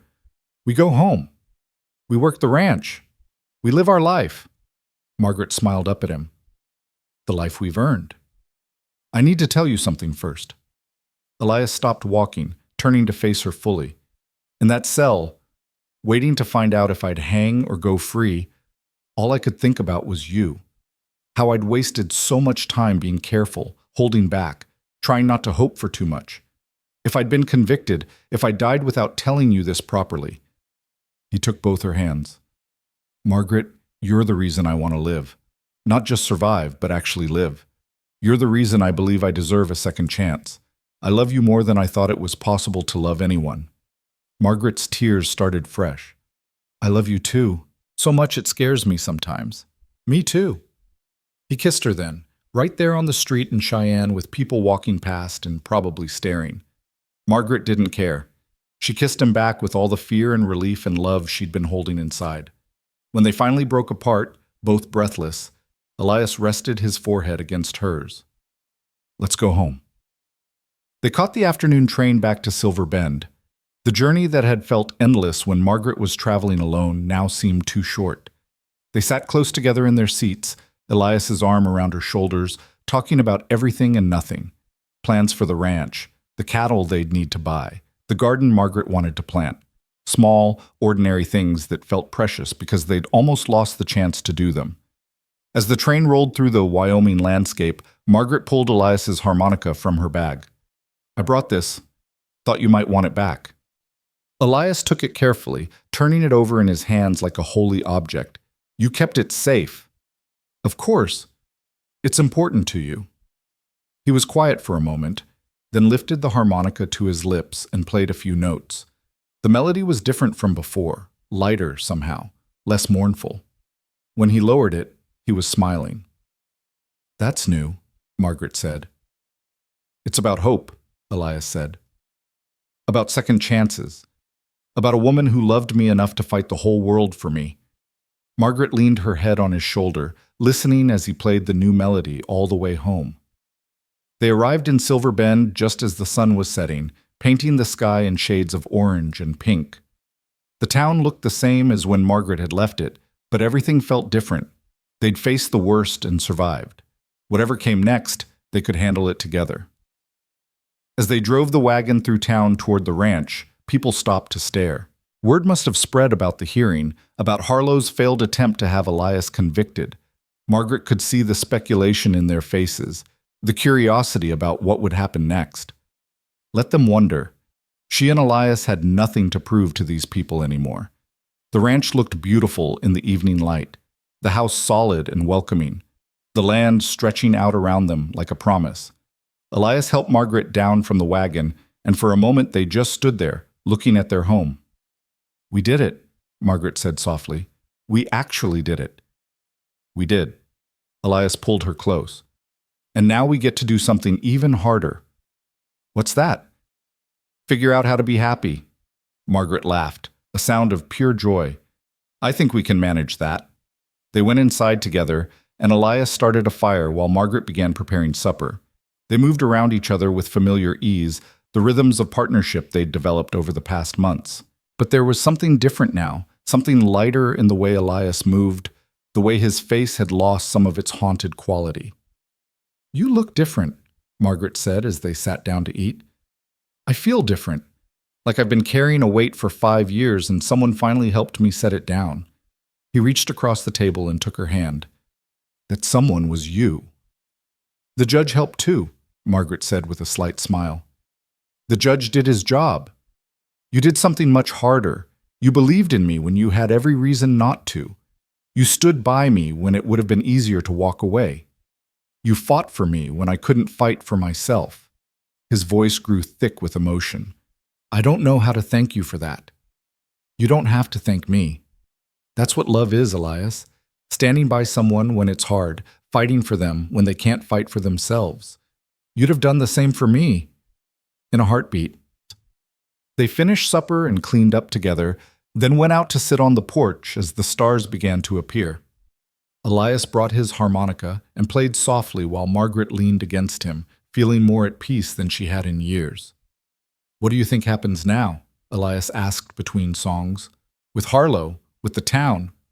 "I don't know, but I do know we don't have to be afraid anymore. We faced the worst they could throw at us and we survived." Margaret looked up at the stars. "Harlow can't touch us now.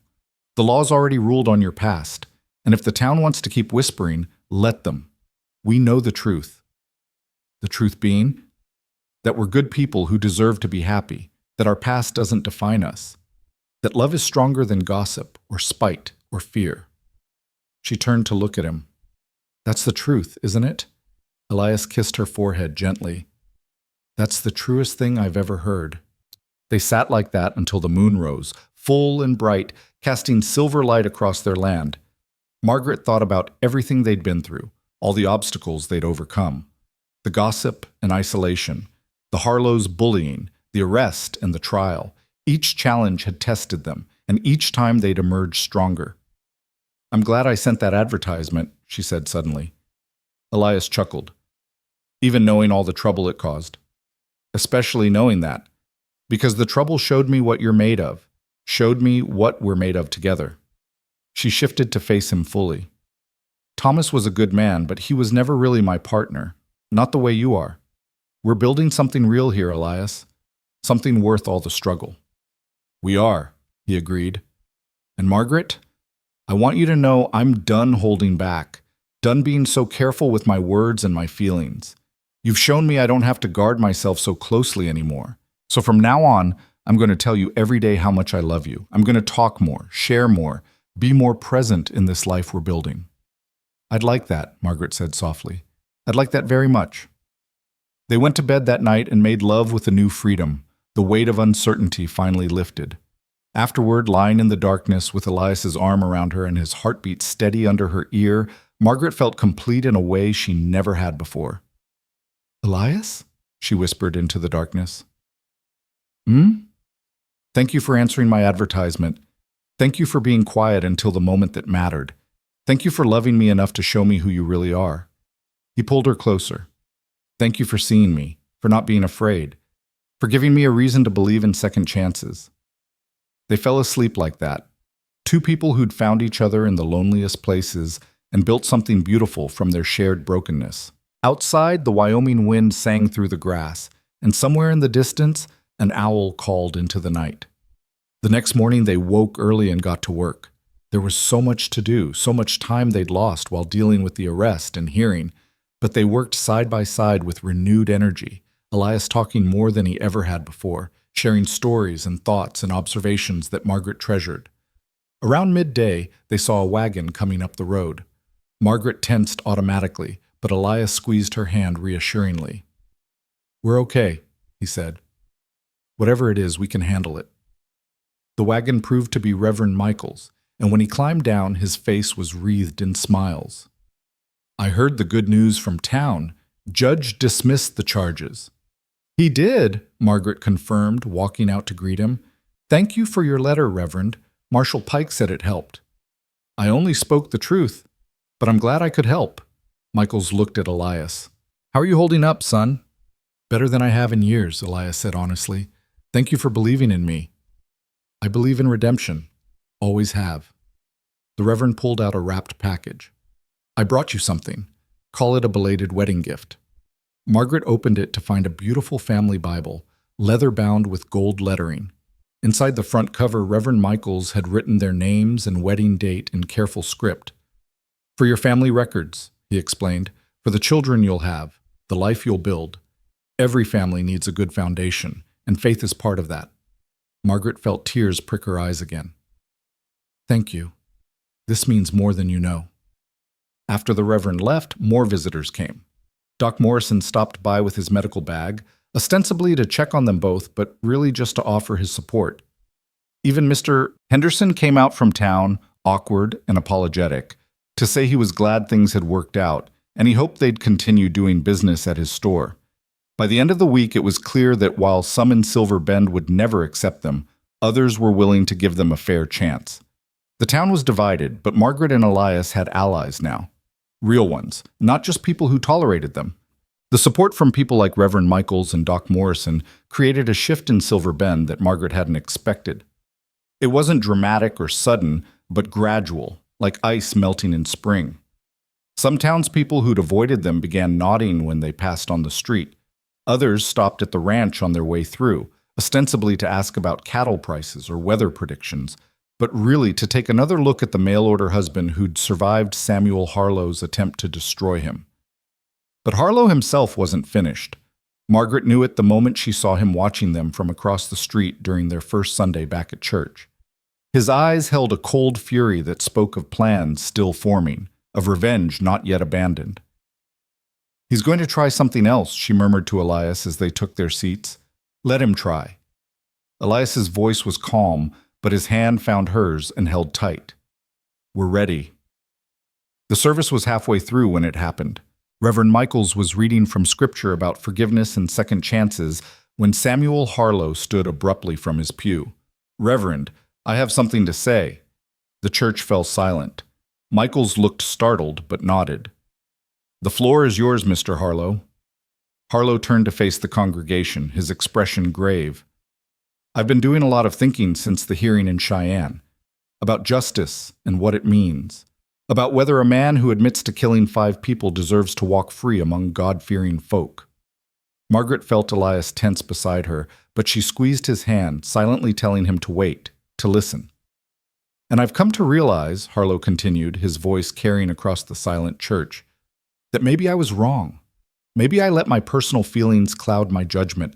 Maybe I should have trusted in the law and in God's plan instead of trying to force my own version of justice. Margaret blinked, certain she'd misheard. Was Samuel Harlow actually apologizing? Mr. Ward, Harlow said, looking directly at Elias, I may not understand everything you've been through. I may not agree with the choices you made, but the judge ruled you're not a criminal, and the Reverend here preaches about forgiveness. So I'm here to say that I was wrong to pursue this matter as far as I did, and I'm sorry for the trouble I caused you and your wife. The silence in the church was absolute. Margaret felt like the world had tilted sideways. This wasn't right. Samuel Harlow didn't apologize, didn't back down. There had to be something more to this. Elias stood slowly, and Margaret could see the wariness in every line of his body. I appreciate you saying that, Mr. Harlow. Takes courage to admit when you're wrong. It does. Harlow smiled, but it didn't reach his eyes. I hope we can put this all behind us. Move forward as neighbors should. He sat down, and after a moment Reverend Michaels continued the service. But Margaret couldn't focus on the sermon. Her mind was racing, trying to understand what had just happened. Samuel Harlow didn't give up, didn't forgive, didn't forget. This public apology felt like a trap, but she couldn't see the shape of it yet. After the service, several people approached them to say how glad they were that the conflict was resolved. Clara Morrison even managed a stiff smile and said she hoped they could all be more charitable toward one another. It was surreal, like stepping into an alternate version of Silver Bend, where people were actually kind.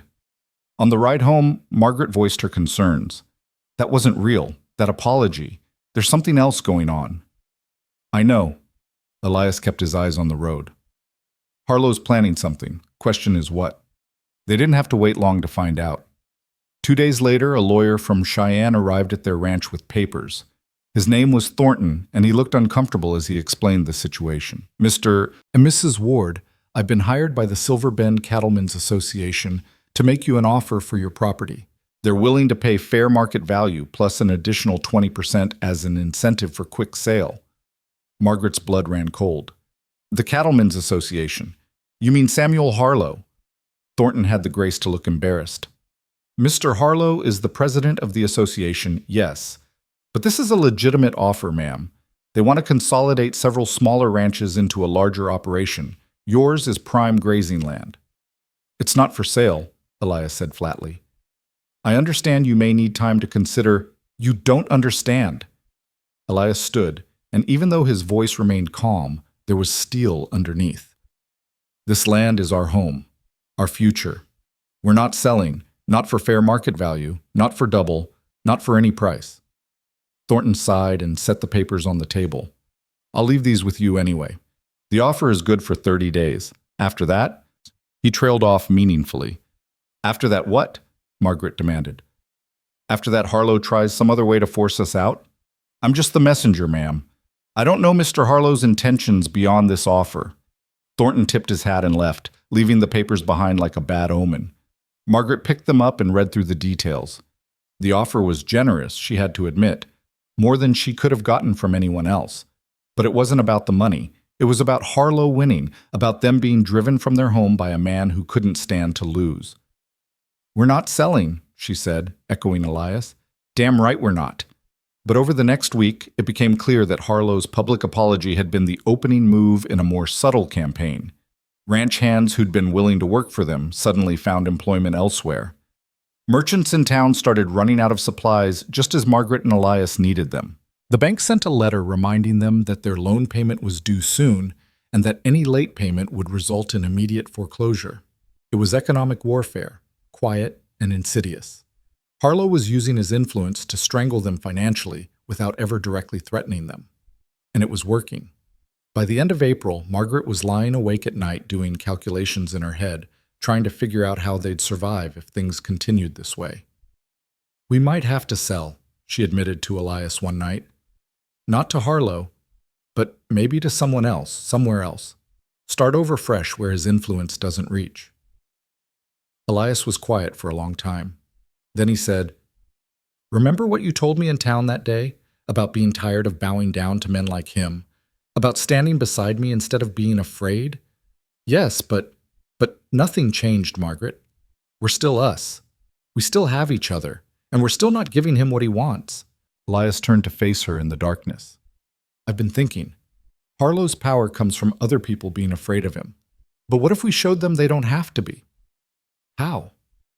We organize the other small ranchers, the ones who are also struggling, who are also being squeezed by the Cattlemen's Association. We form our own cooperative, pool our resources, negotiate better prices for supplies and cattle, take away Harlow's ability to control the market. Margaret sat up, her mind racing. That could work if we had enough people willing to stand together. Then we find them. We talk to every small rancher, every homesteader who's tired of being pushed around. We show them their strength in numbers. It was risky. If they failed, they'd have made enemies of everyone and lost everything. But if they succeeded, they could change the entire power structure of Silver Bend. Let's do it, Margaret said. They started the next day riding out to visit the neighboring ranches. The first stop was the Chen family, who owned a small spread east of theirs. Tommy Chen's father, Wei, listened carefully as Elias explained the idea. The Harlows have been squeezing us for years, Wei said in his accented English. Always taking more, paying less. But if we fight back, they could destroy us. They're already destroying you, Margaret pointed out gently. Just slowly.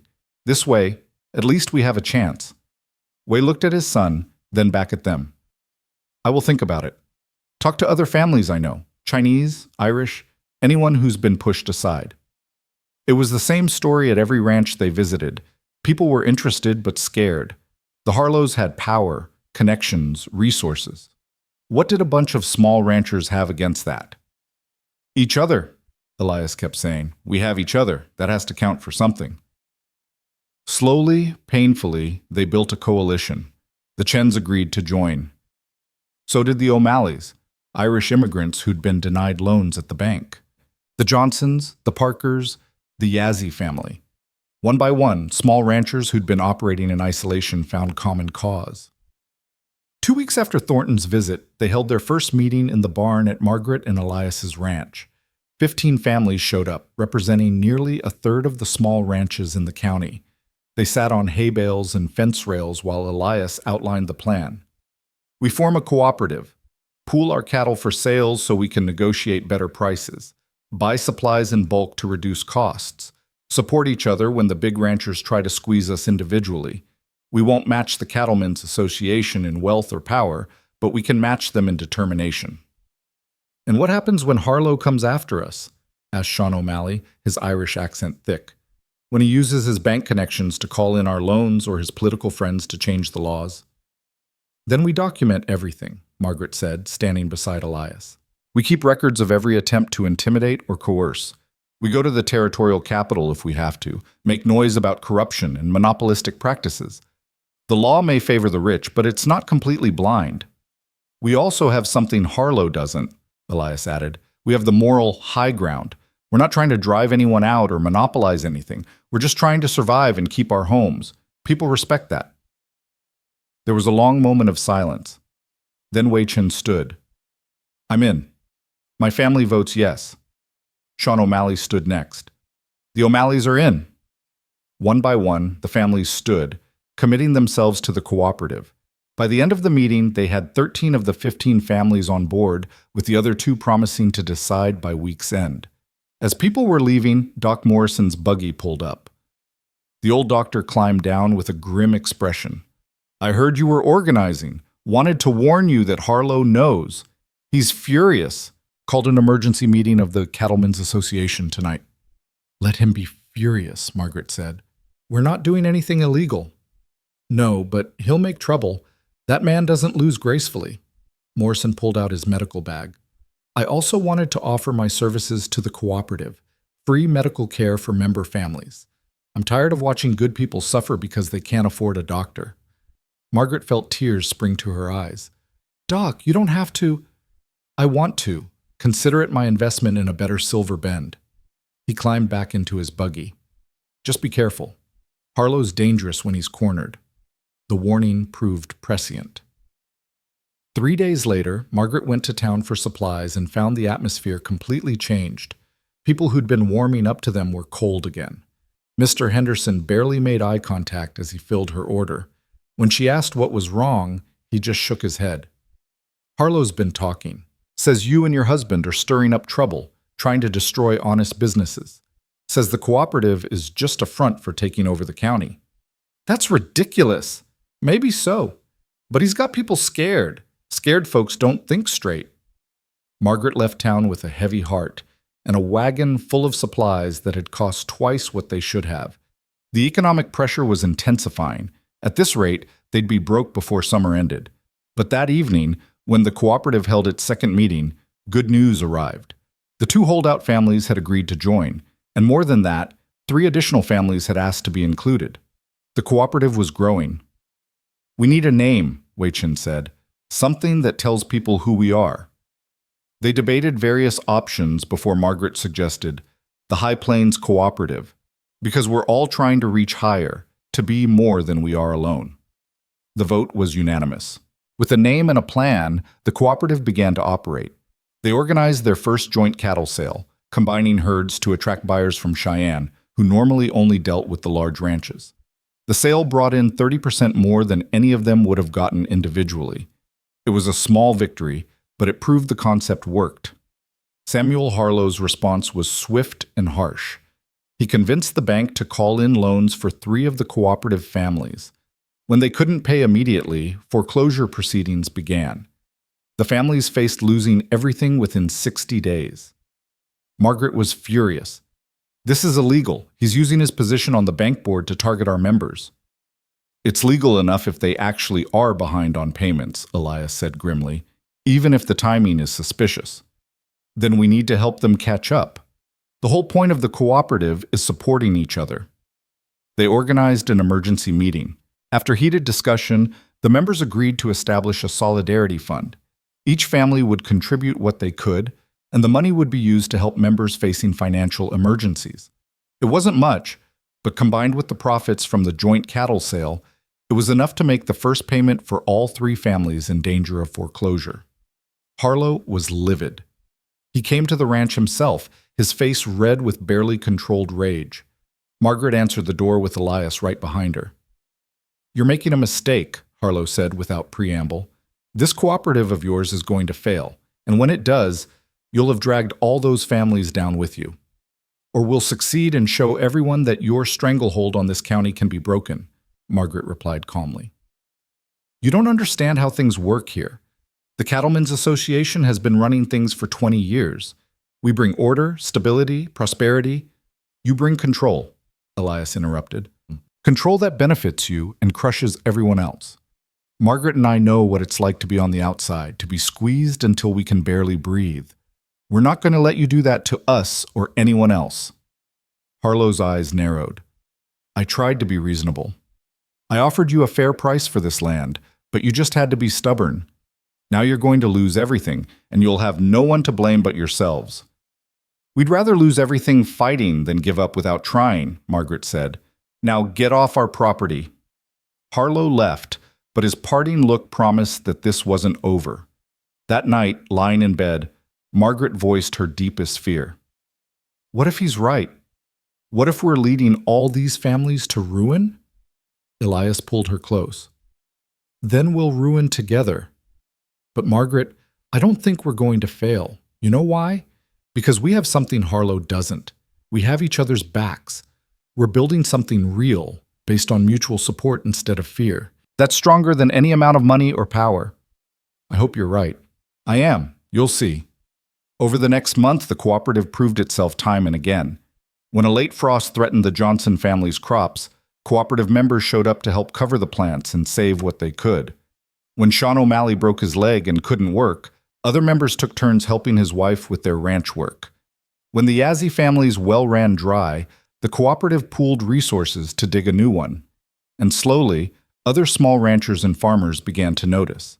By mid-June, the High Plains Cooperative had grown to 25 member families. They were becoming a real force in the county, one that couldn't be ignored or easily crushed. The breaking point came in July. The Cattlemen's Association announced they were refusing to do business with any cooperative members. No sales at their auctions, no access to their supply contracts, complete economic isolation. It was meant to be a death blow. Instead, it backfired spectacularly. Elias organized a direct sale to buyers in Cheyenne, cutting out the local middlemen entirely. The cooperative members got better prices for their cattle than they'd ever received through the association. When word spread, more families defected from the Cattlemen's Association to join the cooperative. Samuel Harlow's empire was crumbling, and he knew it. The confrontation came on a Sunday after church. Harlow cornered Margaret and Elias in the churchyard, but this time they weren't alone. 20 families from the cooperative stood with them, a silent wall of support. "You've won," Harlow said bitterly. "I hope you're proud of yourselves." "We're not trying to beat you, Mr. Harlow," Margaret said. "We're just trying to survive. There's room in this county for both the Cattlemen's Association and the High Plains Cooperative." "No, there isn't. You've turned half the county against me, made me look like a tyrant." "You made yourself look like a tyrant," Elias said quietly, "by trying to control everything by using fear and intimidation. All we did was offer an alternative." Harlow looked at the families surrounding them, and something in his face changed. The anger drained away, replaced by something that looked almost like defeat. "I built this county, brought order when there was only chaos, and this is the thanks I get." "You brought order that served you," Wei Chen said, stepping forward. "Maybe it's time for a different kind of order, one that serves everyone." Harlow was silent for a long moment. Then he turned and walked away. His shoulders slumped in a way they'd never been before. It wasn't quite surrender, but it was acceptance. The old order was changing, and even Samuel Harlow couldn't stop it. In the weeks that followed, something remarkable happened. The Cattlemen's Association and the High Plains Cooperative began tentatively to work together, not as master and servant, but as equals. Joint cattle drives, shared resources, fair negotiations. It wasn't perfect, and there were still tensions, but it was progress. Samuel Harlow never apologized directly to Margaret and Elias, but one day in late summer, a wagon arrived at their ranch loaded with timber. The driver handed Elias a note. "For your barn repairs. No charge. Consider it a gesture of goodwill." It was signed by Harlow. "Is this his way of saying sorry?" Margaret asked, looking at the quality lumber. "I think it's his way of saying he respects us," Elias replied. "Which might be better." They used the lumber to expand the barn, and as they worked, Margaret marveled at how far they'd come. From a desperate widow and a silent mail-order husband to leaders of a movement that had changed their entire community. It seemed impossible, but here they were, building their future with their own hands. On a warm evening in September, exactly 1 year after Elias had first arrived in Silver Bend, they held a celebration. The entire cooperative gathered at their ranch for a harvest festival. There was music and dancing, food and laughter. Children ran between the adults, while older folks sat and talked about the year's successes. Reverend Michaels said a blessing over the gathering, thanking God for second chances and new beginnings. Doc Morrison proposed a toast to stubborn people who refused to give up. Tommy Chen played a fiddle he'd been learning, the notes bright and cheerful. As the sun began to set, Elias pulled out his harmonica. But instead of playing alone, Wei Chen joined him with a flute, and Sean O'Malley added his voice, singing an old Irish tune about home and belonging. The music filled the evening air, weaving through conversations and laughter, binding them all together. Margaret stood watching, her heart so full it hurt. This was what they'd built. Not just a cooperative or an economic alliance, but a community. A real one, based on mutual respect and support. Elias found her in the crowd and pulled her close. "What are you thinking about?" "About how a year ago, I was standing at that train platform wondering if I'd made a terrible mistake. Wondering if I'd invited a stranger into my life who'd make everything worse. And now? Now I know I didn't invite a stranger. I invited my future, my partner, my home." She looked up at him, this man who'd been so silent for so long until the moment he'd needed to speak. "You saved me, Elias. Not just the ranch, but me. You gave me back my strength." "We saved each other," he said, echoing the words she'd spoken all those months ago in Cheyenne. and we're going to keep saving each other every day for the rest of our lives. They danced then, moving slowly to the music, holding each other as stars began to appear overhead. Around them, other couples joined in, and soon the yard was full of people dancing, celebrating, living. Clara Morrison approached during a pause in the music, her husband at her side. She looked uncomfortable but determined. "Margaret, I owe you an apology. I was cruel when you needed kindness. I judged when I should have supported. I'm sorry." Margaret was so surprised she almost didn't know what to say. "I appreciate that, Clara. Thank you. Your husband is a good man. I can see that now, and you two have done something remarkable here." Clara gestured at the gathering. "You've shown us all what's possible when people work together instead of tearing each other down." It wasn't a complete reconciliation, but it was a start, and that was enough. As the evening wore on and people began to leave, calling out farewells and promises to see each other soon, Margaret and Elias stood on their porch watching the wagons roll away into the darkness. "We should think about expanding the house," Elias said suddenly. Margaret looked at him. "Why?" "Because we're going to need more room. For the children we'll have, for the life we're building." He pulled her close, his hand resting on her stomach in a gesture that was both tender and hopeful. "Unless you don't want—" "I want," Margaret said quickly. "I want everything with you. Children, a bigger house, a future so bright it hurts to look at. All of it. Then that's what we'll build. Together." They went inside, and that night they made love with the windows open, letting in the cool September air and the sounds of their land settling into darkness. Afterward, Elias held Margaret close and told her about his dreams for their future. A son they could name James, after the boy he'd lost. A daughter with Margaret's strength and determination.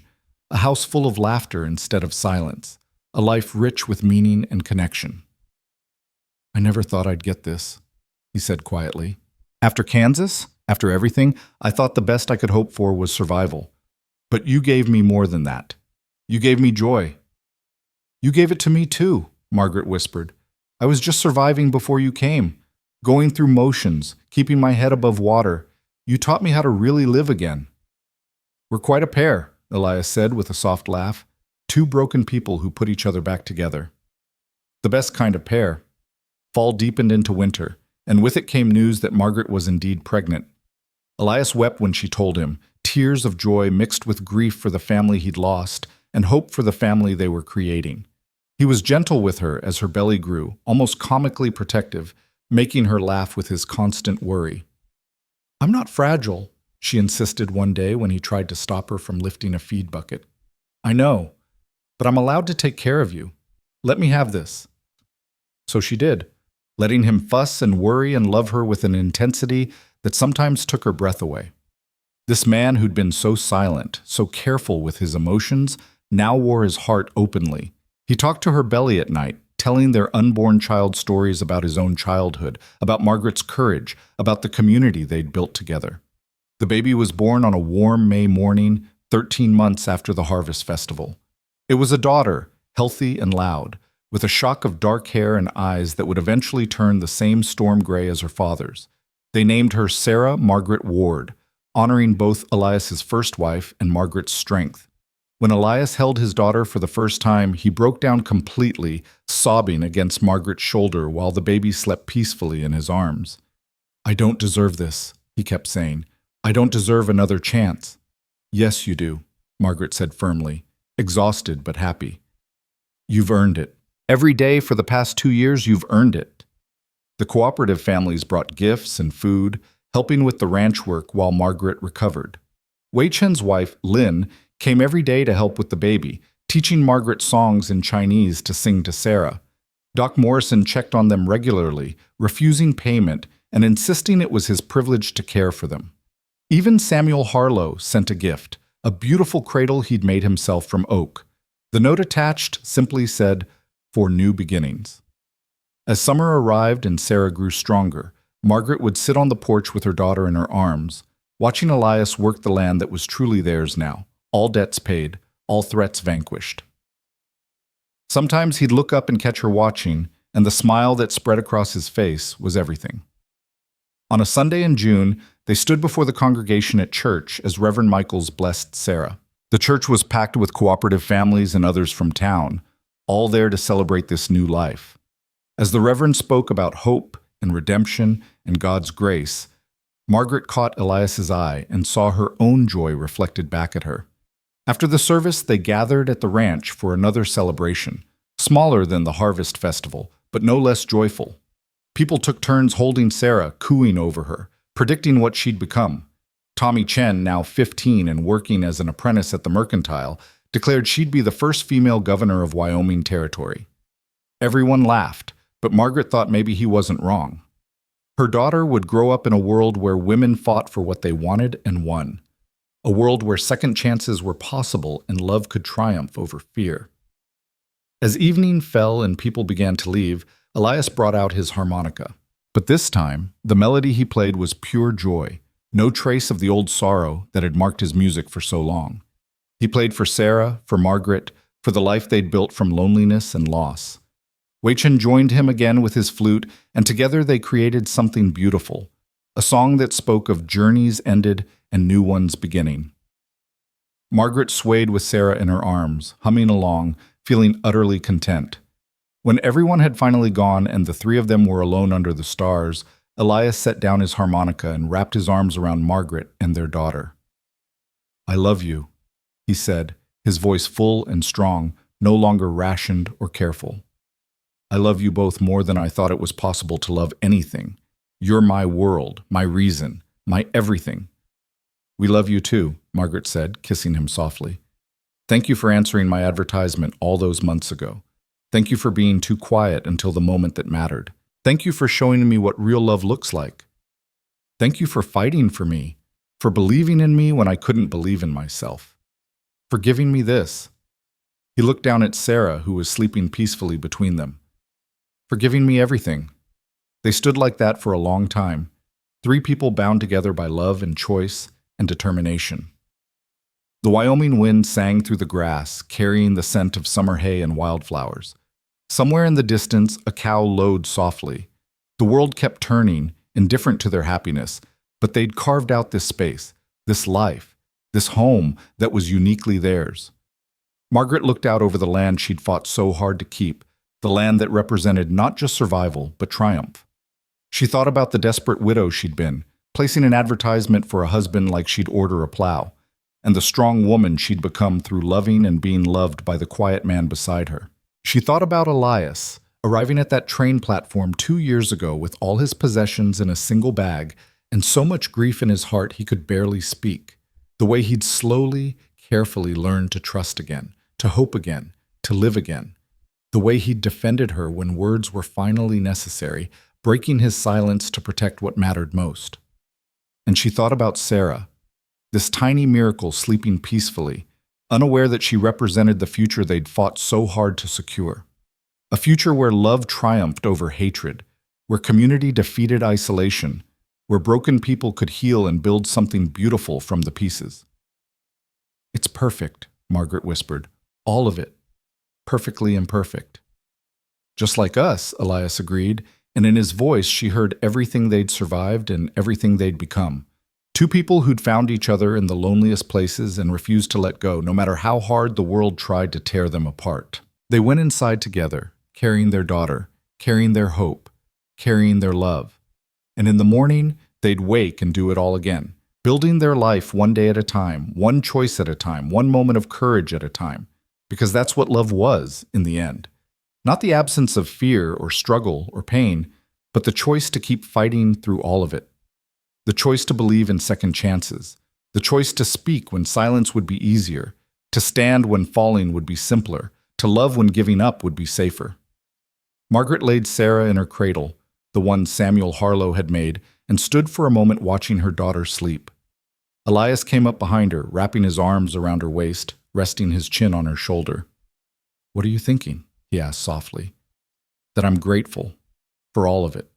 The struggle, the fear, even the pain, because it brought us here, to this moment, to this life. And I wouldn't trade a single second of it." "Neither would I," Elias said. "Not 1 second." They stayed like that, holding each other in the darkness, listening to their daughter breathe, feeling the solid reality of the home they'd built together. Outside, the Wyoming night stretched vast and endless, full of stars and possibility. And in the morning, when the sun rose over the high plains, painting the sky in shades of gold and pink, the Ward family would wake together and face another day. Another chance to love, to work, to build, to live. Another opportunity to show the world that second chances were real, that love could conquer fear, that a mail-order husband who'd been too quiet could find his voice exactly when it mattered most. Their story would become legend in Silver Bend. People would tell it for generations, the tale of the widow who gambled on a stranger and the silent man who defended her honor. They'd embellish parts, get details wrong, but the heart of it would remain true. Love, when real and fought for, could transform everything. But for Margaret and Elias, it was never a legend. It was simply their life, precious and hard-won and entirely their own. And that was more than enough. It was everything.